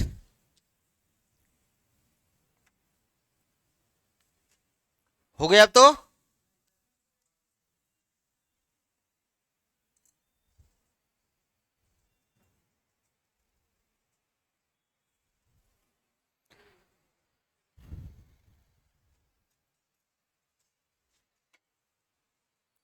नेक्स्ट और लास्ट एक और मीटर, कौन सा, ऊर्जा मीटर। आवर्ती मीटर तो लिख दो, क्या मापता है, आवर्ती मापता है। क्या इंपॉर्टेंट पॉइंट है, दूसरा एक और लिखा रखा, कंट्रोलिंग टॉर्क नहीं होता है। ठीक है ना। अब अगला जो इंपॉर्टेंट यंत्र है वो है अपना ऊर्जा मीटर। ये वापस पीएमएमसी के बाद दूसरा इंपॉर्टेंट यंत्र जहां से क्वेश्चन आते हैं वो है ये ऊर्जा मीटर। पीएमएमसी के बाद दूसरा अगर कोई इंपॉर्टेंट यंत्र है तो वो यही है। बाकी तो कोई नहीं, दो दो तीन तीन लाइनें पढ़कर अपन काम चला सकते हैं। एनर्जी मीटर अर्थात सिंपली है तो एक ऊर्जा ही, क्या होता है, ऊर्जा मापने वाला यंत्र। अब मेरे को बताओ, आप पढ़ते ही हो मेरे ख्याल से, जब फिजिक्स पढ़ी है सबने, कार्य ऊर्जा और शक्ति पढ़ा है ना। वहां पर अपने पढ़ा था ऊर्जा, यांत्रिक ऊर्जा। मेनली ऊर्जा कौन सी होती है, यांत्रिक ऊर्जा।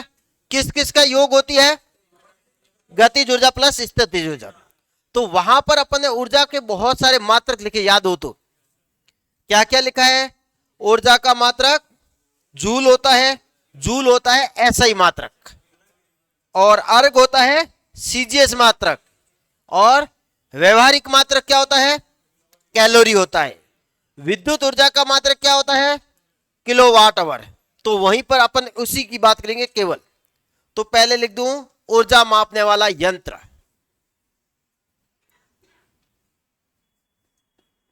ऊर्जा मापने वाला यंत्र।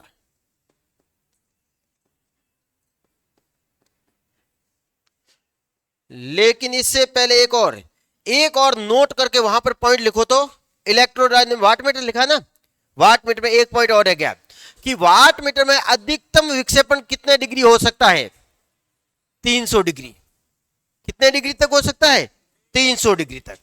लिखो, कहां लिखोगे? वाट मीटर में। वाट मीटर में विक्षेपण का मतलब समझते हो ना, कि जो ये पॉइंटर घूम रहा है ये अधिकतम कितने डिग्री तक घूम सकता है। तो वाट मीटर में अधिकतम विक्षेपण, वाट मीटर में अधिकतम विक्षेपण 300 डिग्री तक हो सकता है।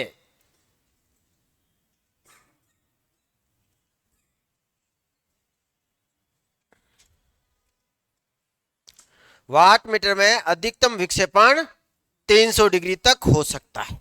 लिख दिया सबने? अब आ जाओ यहां पर। वैसे ये तो पॉइंट अब देखो याद भी आ जाएगा, झट से देखोगे ना, तभी तो कहते हैं एक ऑनलाइन ऑफलाइन क्लास का ये फायदा होता है कि अगर आप वर्ड को याद रखते हो ना, तो जब ऑब्जेक्टिव पढ़ते हो तो वहां पर अपने आप क्लिक कर जाता है ऑप्शन। ऊर्जा मापने वाला यंत्र कहलाता है ऊर्जा मीटर। ये तो अपन ने समझने के लिए लिखा है, लेकिन इसका अगर बेस्ट पॉइंट लिखना है तो ये किस प्रकार का यंत्र होता है, ये लिखो। इससे भी पहले किस प्रकार का यंत्र होता है? इंटीग्रेटिंग, जिसे अपन कहते हैं समाकलन। इंटीग्रेटिंग। ये क्वेश्चन यहां पर क्यों लिखा है? क्योंकि क्वेश्चन सबसे ज्यादा यही पूछ रखा है बार बार। इंटीग्रेटिंग प्रकार का यंत्र होता है। इंटीग्रेटिंग प्रकार का यंत्र होता है।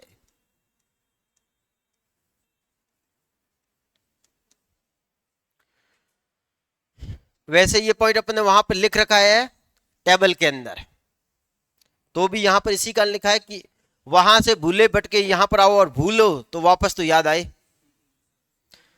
अब बात करता हूं यदि विद्युत ऊर्जा की, तो विद्युत ऊर्जा तो अपने दो प्रकार की होती है।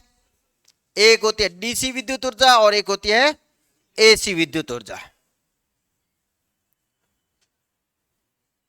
डीसी विद्युत ऊर्जा,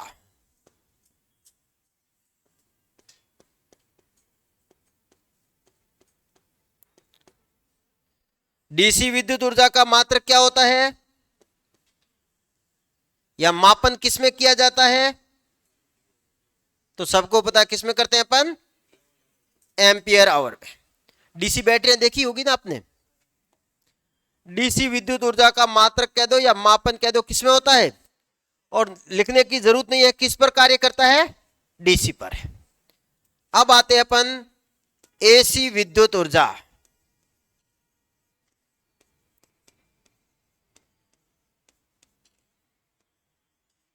इसका मापन किसके द्वारा होता है? इस यंत्र का नाम क्या होता है? प्रेरण ऊर्जा मीटर। यंत्र का नाम होता है प्रेरण ऊर्जा मीटर, और जिसको सिंपली अपन ऊर्जा मीटर भी कहते हैं। अब देखो प्रेरण वर्ड लिखा हुआ है, इसका मतलब ये काम किस पर करता है? केवल एंड केवल एसी पर कार्य करता है। नेक्स्ट बात करूं यदि एसी विद्युत ऊर्जा का मात्रक क्या होता है, तो मात्रक सबको पता क्या होता है? Kilowatt hour. अब देखता हूं किसको याद है। याद है किलोवाट आवर को अपन और किस नाम से जानते हैं?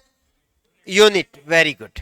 इसको यूनिट के नाम से जानते हैं, या इसको ही और किस नाम से जानते हैं जो क्वेश्चन पिछली बार पूछा गया था? Very good, BOT. बीओटी कह दो या यूनिट कह दो, एक ही है। तो बीओटी का पूरा नाम होता है बोर्ड ऑफ ट्रेड यूनिट। तो ये क्वेश्चन पिछली बार पूछा गया था, एक unit dot dot equal to BOT. तो एक यूनिट में एक बीओटी ही होता है। पूरा नाम क्या होता है? Board of trade unit. अब इस विद्युत ऊर्जा को मापने के लिए जो यंत्र काम में लेते हैं उसी को अपन क्या कहते हैं? ऊर्जा मीटर। इसके बारे में अपन बात करेंगे। नोट करो जल्दी से।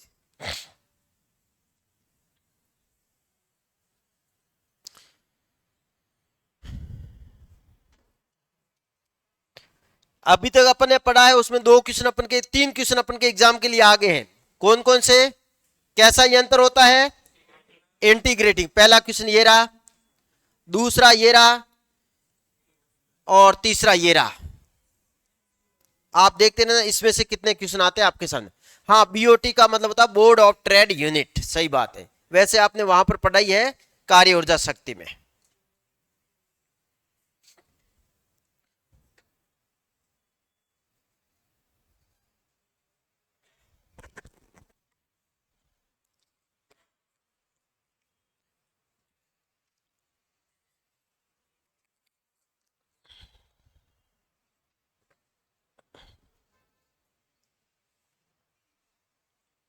आगे बढ़ो।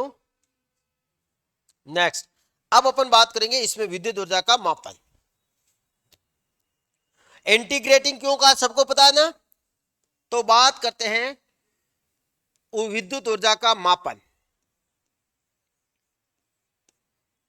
यहां से वापस एग्जाम के क्वेश्चन आते हैं 2 से 3। विद्युत ऊर्जा मापन किसके द्वारा किया जाता है, कोई बता सकता है।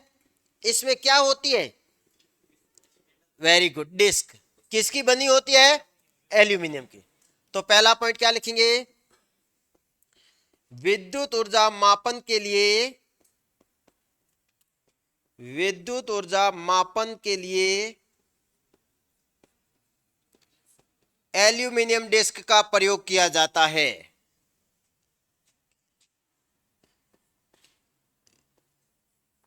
एल्यूमिनियम, ये जो डिस्क होती है किसकी बनी होती है, सिंपली बात आती है नॉन मैग्नेटिक मटेरियल।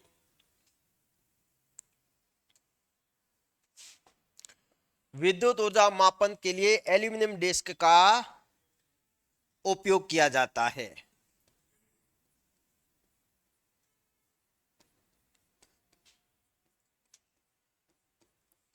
अब यहां से इसके ऊपर क्वेश्चन बनाते रहेंगे एक एक करके। किसके ऊपर, एल्यूमिनियम डिस्क के क्वेश्चन आते हैं यहां से। विद्युत ऊर्जा का यही मापन करेगी। तो पहला क्वेश्चन आता है कि इस डिस्क की गति को कम ज्यादा करने के लिए किसका प्रयोग करते हैं। अब ये तो बता दो, ये तो आपने कभी किया होगा। घरों में रीडिंग ज्यादा आती है तो क्या करते हैं, आजकल तो ये पॉसिबल नहीं है, हैं डायरेक्ट लगा देते हैं। डायरेक्ट तो वो तो एक अलग ही तरीका है, ठीक है मैंने मान लिया है, लेकिन उसका भी इलाज हटा दिया है। क्या हटा दिया है, हटा ये पहले आईसी कटआउट पहले लगते थे, अब बाद में लगते हैं, तो ये तो इलाज हट गया। डायरेक्ट पोल में लगाओगे तो कभी उड़ गए तो वो खर्चा पूरा लेने का देने पड़ जाएंगे। क्योंकि सावधानी जिंदगी भर की, दुर्घटना 1 सेकंड की, काम तमाम हो जाएगा। तो ऐसा करने से कोई मतलब नहीं है। इससे बढ़िया रुपए कमाते किसके लिए, जिंदगी के लिए कमाते हैं। तो मेरे ख्याल से उससे बढ़िया है कि नहीं लो लाइट, अच्छा है। तो फिर क्या करते हैं बच्चों के लिए क्या कमाओगे, तैयारी तो कर रहे हो इसकी। झाड़ू पोछे वाले ज्यादा कमा रहा है, बच्चों के लिए बड़े बड़े सपने देख रहे हैं। कभी से बोल रहा है, मैंने देखा हाँ कि ये कर रहे हैं ये कर रहे हैं। पापा से मत मांग लेना, ठीक है ना, हैं भीख मांग लेना। हाँ ये धंधा ठीक है, क्योंकि इसमें देखता है बहुत ज्यादा आजकल रोजगार है ना। हाँ, फ्री फ्री फोकट के रुपए मिल जाते हैं, दिन के 1000 रुपए, लेकिन कितनों के आगे हाथ फैलाना पड़ता है। इससे तो बढ़िया कुछ काम करो, वो ज्यादा बेस्ट रहता है। बोलो, आजकल मम्मी का अकाउंट खुला रहता है।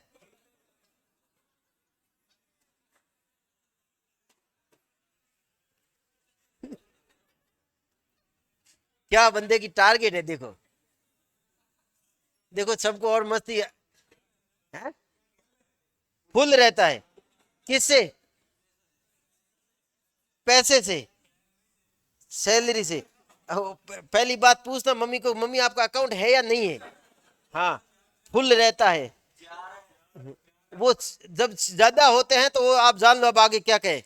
हाँ समझ गए ना, हाँ है। हमेशा अकाउंट एक होता है वो बेस्ट रहता है। अब आ जाओ इधर,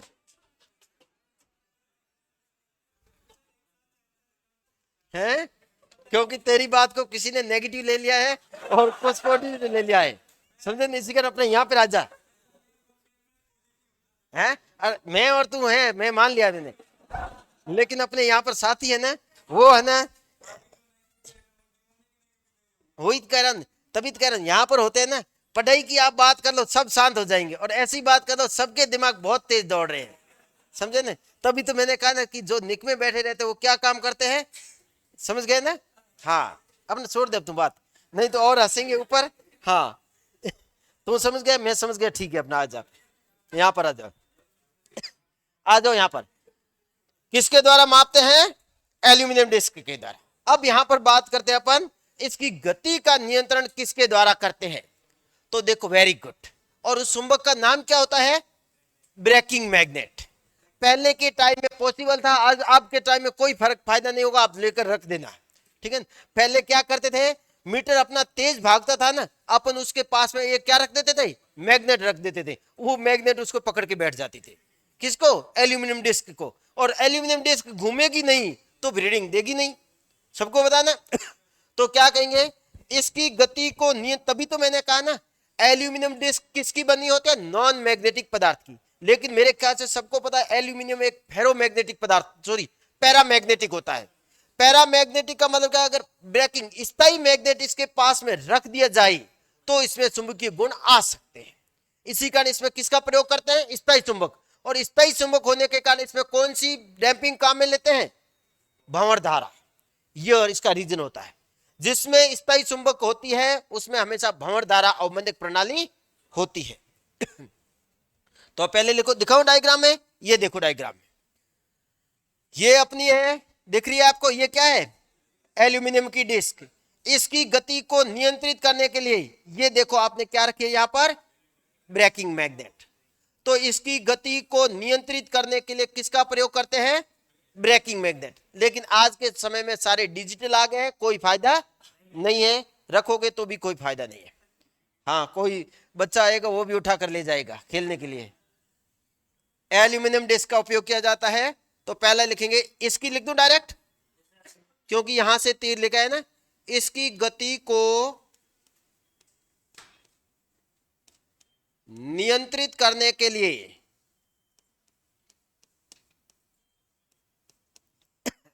इसकी गति को नियंत्रित करने के लिए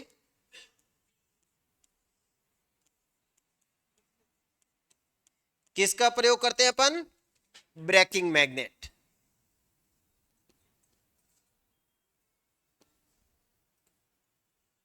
ये पूरा नाम याद रखना साथ में, क्योंकि ब्रेकिंग मैग्नेट भी एक स्थायी चुंबक होता है।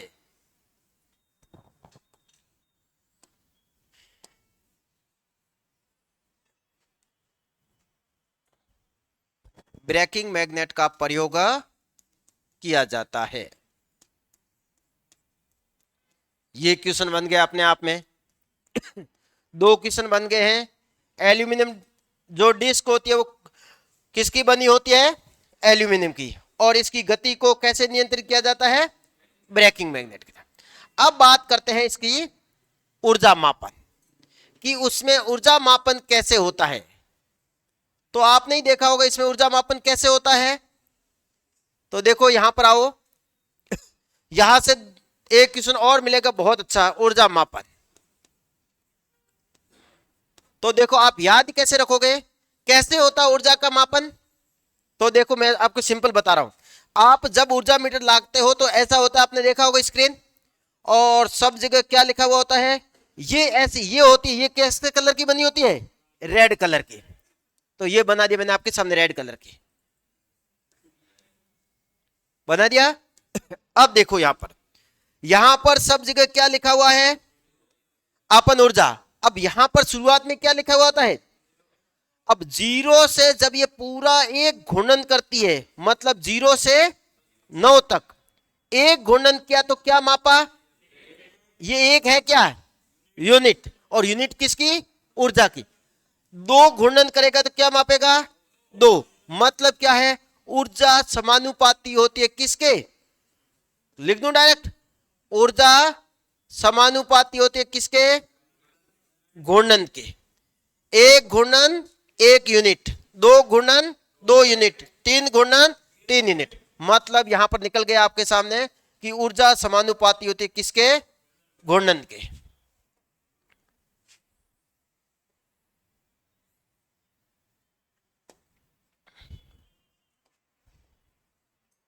अब समानुपाती को हटा दूं मैं यहां से समानुपाती को जब हटाऊंगा तो ऊर्जा बराबर कोई कांस्टेंट लिखते हैं नहीं लिखते हैं, के इंटू घूर्णन। ये अपने पास बन गया, क्या बन गया? फॉर्मूला। अब यहां से अपने इस फॉर्मूले के ऊपर अपने न्यूमेरिकल आएंगे नहीं। अगर आप थोड़ी हाई लेवल की तैयारी करते हो तो न्यूमेरिकल आते हैं, नहीं तो न्यूमेरिकल आते हैं पीएमएमसी से। यहां से क्वेश्चन आता है के ऊपर है। के क्या है अपना? कौन सा नियंत्रक? ऊर्जा मीटर नियंत्रक। एग्जाम में इससे अच्छा क्वेश्चन बनता है, इसका मात्रक क्या होता है? ऊर्जा मीटर नियंत्रक। कोई बता सकता है ऊर्जा मीटर नियंत्रक का मात्रक क्या होता है? तो देखो मात्रक अपन निकाल रहे हैं, तो मात्रक निकालने के लिए जरूरी होती है फॉर्मूले की। तो फॉर्मूला लिखो, क्या होगा? सो उल्टा लिख दिया ना आपने। यहां पर देखो घूर्णन समानुपाती ऊर्जा के होगा ना, नहीं होगा क्या? घूर्णन से ऊर्जा आएगी। ऊर्जा कब मापी? एक घूर्णन से 1 यूनिट आई ना। तो यस सर अब बोल रहे हो, के इंटू ऊर्जा। हाँ समानुपाती होगा ना। और ये समानुपाती साइन नहीं है। अब सही कहां है?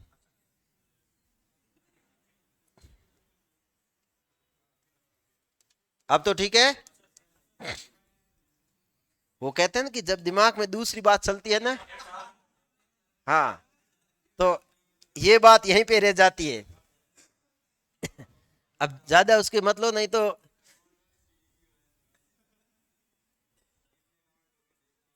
घूर्णन बटा ऊर्जा। बताओ इसका मात्रक क्या होता है? अब स्टार करके मात्रक लिखना है। घूर्णन का तो कोई मात्रक नहीं होता है, तो घूर्णन को तो घूर्णन लिखेंगे। और ऊर्जा का मात्रक क्या होता है? ये क्वेश्चन बार बार एग्जाम में पूछ रखा है। घूर्णन प्रति किलोवाट आवर ऊर्जा मीटर का नियंत्रक का मात्रक होता है। अब इसको लिख दो एक बार।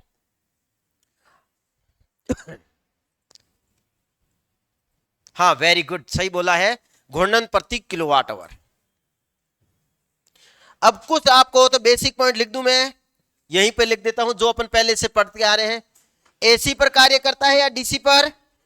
वेरी गुड, केवल एसी पर कार्य करता है, पहला पॉइंट। केवल एसी पर कार्य करता है। कौन सी अवमंदक प्रणाली होती है? भंवर धारा।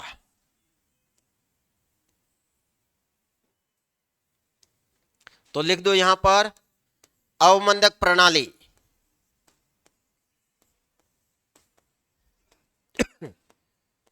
अवमंदक प्रणाली होती है भंवर धारा।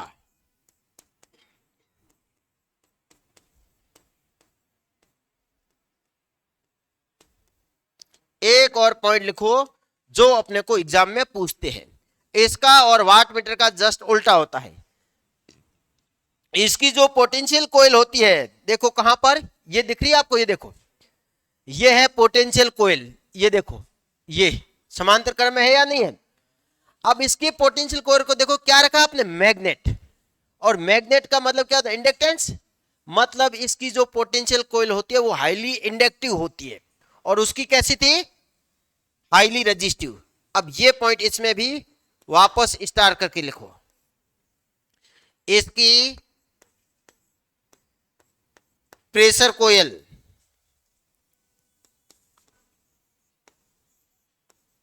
कैसी होती है? Highly inductive.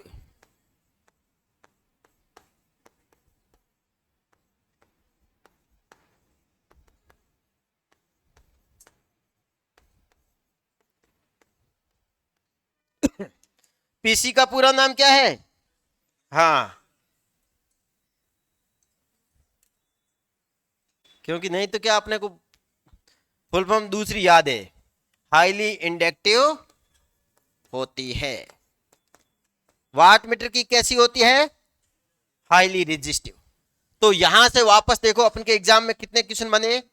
पहला क्वेश्चन ये रहा आपके सामने, दूसरा ये रहा, तीसरा मात्र कहां गया ये रहा, और एक ये रहा।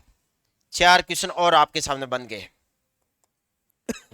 अब इसको एक बार नोट करो।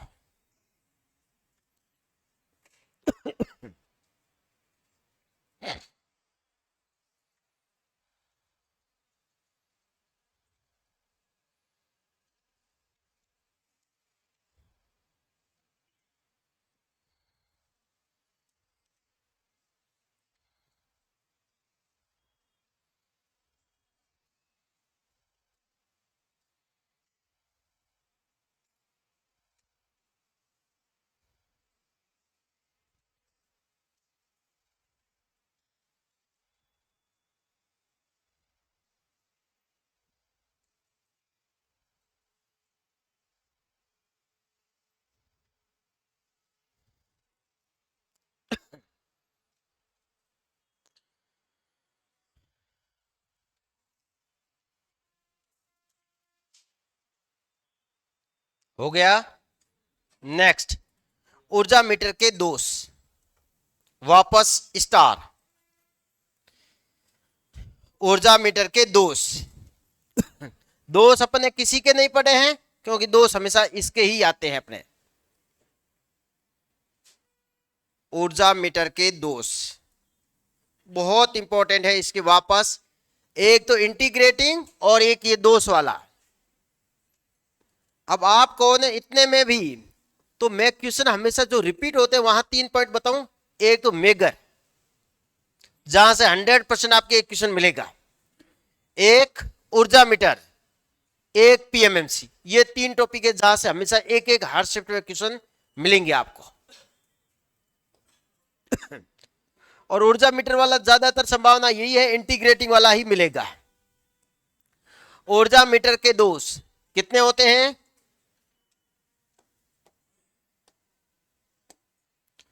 मुख्य रूप से 2 दोष होते हैं। एक होता है जिसे अपन क्या कहते हैं,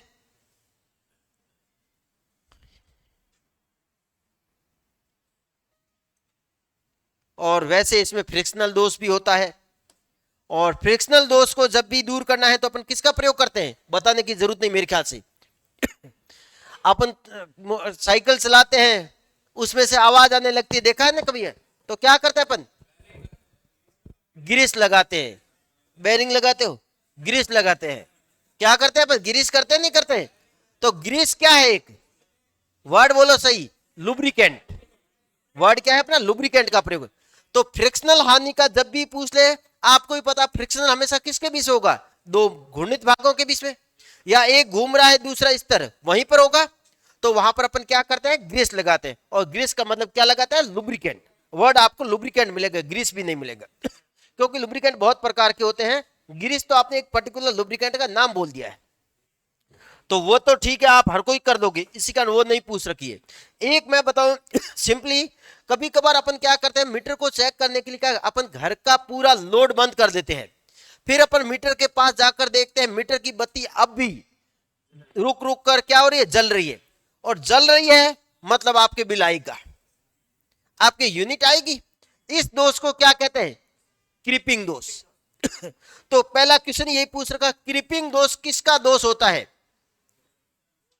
ऊर्जा मीटर का।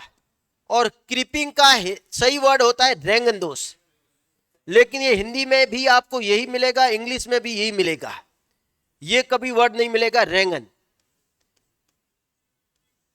इससे तो मतलब ही समझ गए आप, रेंगन का मतलब क्या होता है, धीरे धीरे, कि ऊर्जा मीटर का नो लोड की स्थिति में मीटर की डिस्क का घूमना कौन सा दोष कहलाता है।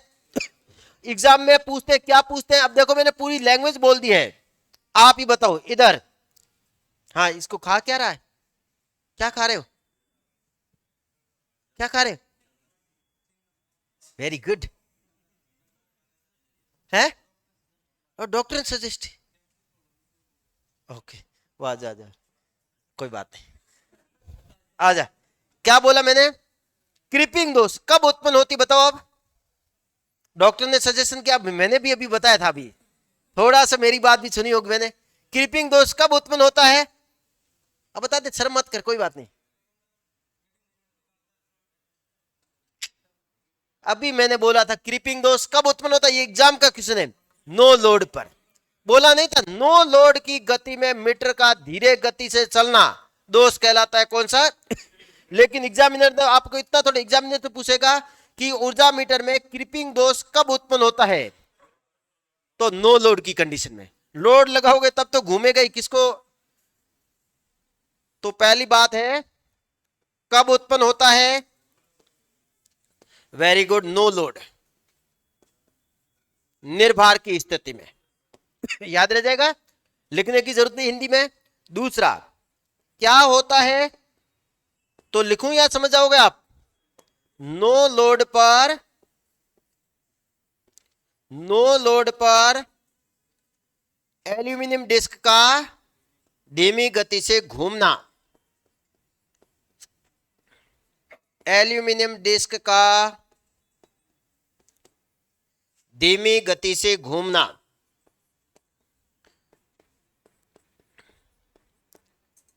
दो क्वेश्चन बन गए, कौन कौन सा?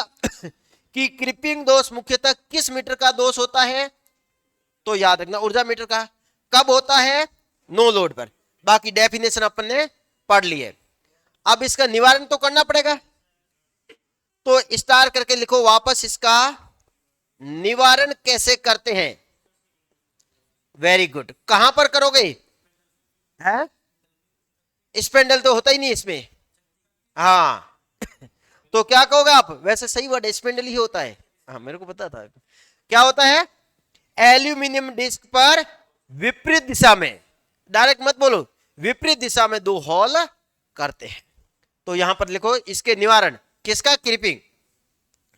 कहां पर करते हो? कौन भी पूछ रखा है, एल्यूमिनियम। इससे क्या होता, कोई बता सकता है? ये क्वेश्चन अगर कोई पूछ दे, थोड़ा सा अच्छा क्वेश्चन है, पहले इसको लिखो। एल्यूमिनियम डिस्क पर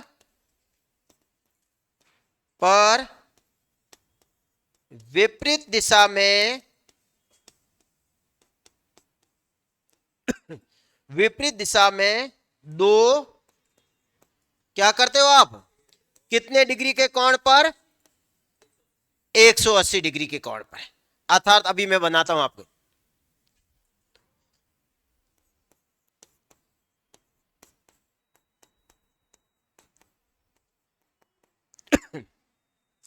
कैसे? तो यहां पर देखो, मैंने कहा ये मेरी एल्यूमिनियम की डिस्क थी, इस डिस्क के एक यहां पर अगर मान लो मैंने किया है, तो दूसरा जस्ट इसके विपरीत, अर्थात यहां पर, तो बीच में कोण कितना होगा? ये पूछे तो 180 डिग्री। इससे क्या हुआ? तो इससे वही होता है जो कहते हैं ना कि अगर एक कुंडली होती है, एक कुंडली होती है, तो उसके बीच अगर टर्नों की जो एयर गैप है, पहले यही टर्न है, अब ये ऐसा कर दिया जाए तो क्या होगा? तो एयर गैप बढ़ जाएगा, और एयर गैप बढ़ने के कारण इसका प्रतिष्ठंभ क्या होगा? बढ़ जाएगा। एयर गैप बढ़ेगा तो क्या बढ़ेगा? प्रतिष्ठंभ बढ़ जाएगा, और प्रतिष्ठंभ बढ़ेगा तो मतलब इसके ऊपर इतना टॉर्क लग जाएगा कि उसको क्या कर देगा? रोक देगा। रीजन मिल गया आपको, समझ? बढ़ेगा, रीजन ये रहा आपके सामने। प्रतिष्ठंभ बढ़ेगा, प्रेरण का प्रभाव नहीं, प्रतिष्ठंभ बढ़ेगा, प्रेरण का प्रभाव घटेगा। प्रेरण का प्रभाव बढ़ाने के लिए तो अपन करते हैं पास एयर गैप कम रखते हैं। क्वेश्चन पूछते हैं एसी मशीनों में गैप ज्यादा होता है या डीसी में? तो डीसी में ज्यादा होता है। क्यों? क्योंकि डीसी में प्रेरण प्रभाव नहीं होता है, तो बढ़ रहा है ना अभी, तभी तो नहीं, प्रेरण प्रभाव नहीं बढ़ेगा। समझ गए अब? तो यहां पर ये पहला क्वेश्चन तो ये रहा आपके सामने, क्या है? पहला, क्रीपिंग दोष किसका दोष होता है, कब होता है, निवारण कैसे करते हैं? एल्यूमिनियम डिस्क पर दो विपरीत दिशा में हॉल किए जाते हैं, याद रह जाओगे। दूसरा होता है जिस दोष को कहते हैं अपन फेज त्रुटि। क्या कहते हैं अपन? फेज त्रुटि। मतलब होता है कि वोल्टेज और धारा के बीच में 90 डिग्री का कोण होना, लेकिन कोण होता नहीं है। तो इसके निवारण के लिए ये देखो अपने यहां पर किसका प्रयोग किया है, दिख रहा है आपको किसी को? ये प्रयोग किया है और इसको कहते हैं कॉपर शेडिंग रिंग। तो इसके निवारण के लिए किसका प्रयोग करते हैं, कहां पर करते हैं? पोटेंशियल कोयल के पास कॉपर शेडिंग रिंग। लेकिन इंपॉर्टेंट ज्यादा है ये पोटेंशियल कोयल के पास कॉपर शेडिंग रिंग। लेकिन एक क्वेश्चन यहां से बहुत अच्छा कि फेज त्रुटि के लिए जो शेडिंग रिंग बनी होती है वो किस पदार्थ की बनी होती है? कॉपर की। तो कॉपर शेडिंग रिंग का प्रयोग करते हैं।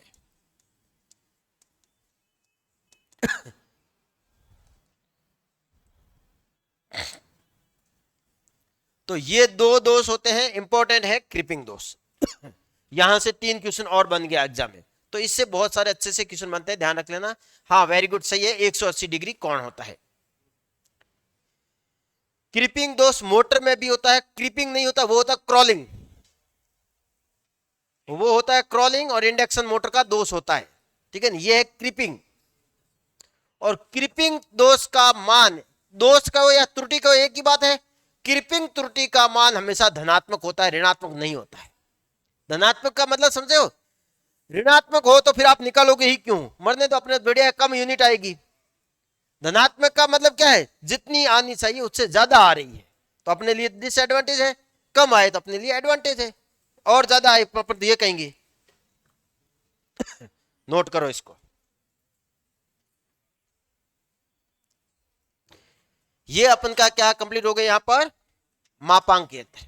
क्या क्या पढ़े याद? आवर्ती मीटर का लिखाने की जरूरत नहीं ना, आवर्ती को मापने वाला यंत्र। देखो क्या क्या लिखा है, सब लिखा दिया ना आपको। वापस मैं नाम बोला, पीएमएमसी लिखा दिया, MI watt metre, electrostatic watt metre, ऊर्जा metre, tong tester, instrument transformer मतलब सीटीपीटी, टेकोमीटर, मल्टीमीटर लिखा दिए ना। टेकोमीटर का एक नोट करके लिखो तो लिख दो, लिख दो, मैं लिखा रहा हूं। हाँ, नोट में 2-3 पॉइंट लिख दो जो अपने नहीं लिखा है।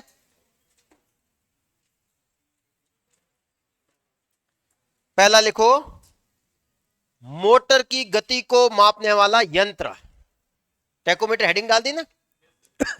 मोटर की गति को मापने वाला यंत्र।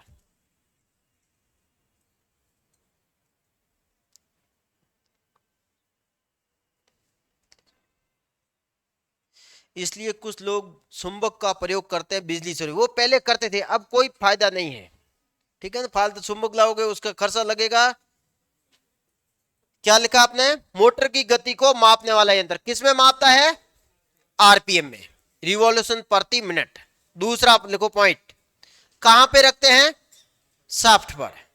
तो लिखो, टेकोमीटर को टेकोमीटर को मोटर की शाफ्ट पर रखकर गति को मापा जाता है।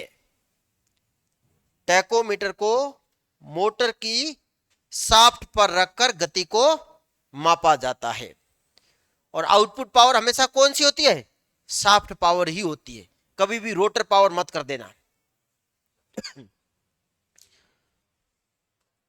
सीआरओ क्या होता है, ये आप जब इलेक्ट्रॉनिक्स पढ़ोगे तो वहां बहुत अच्छा यंत्र है ये। इलेक्ट्रॉनिक्स पढ़ते हैं, कैथोड रे ऑसिलोस्कोप, ठीक है। जब डायोड पढ़ोगे, डायोड और है क्या इलेक्ट्रॉनिक्स में अपने, एक तो डायोड है, बीजेटी है, एपीटी है, सीआरओ है, वो तो बीजे, और पावर इलेक्ट्रॉनिक्स है।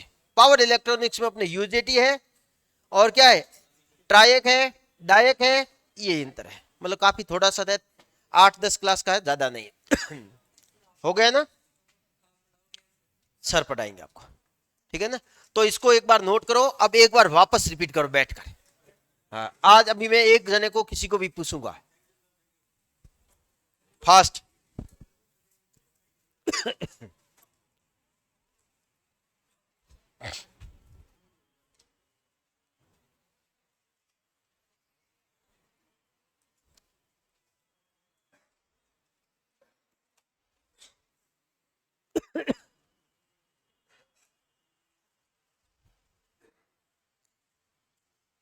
ये एक टॉपिक और कंप्लीट हो गया, मेजरमेंट, मापांक यंत्र, जहां से आपको अच्छे क्वेश्चन देखने को मिलेंगे, देख लें।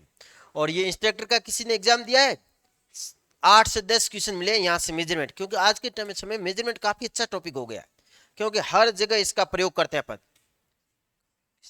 सर जी कॉपर शेडिंग रिंग का उपयोग किस लिए करते हैं? अरे फेज त्रुटि के निवारण के लिए, फेज त्रुटि के निवारण के लिए अपन कॉपर शेडिंग रिंग का प्रयोग करते हैं।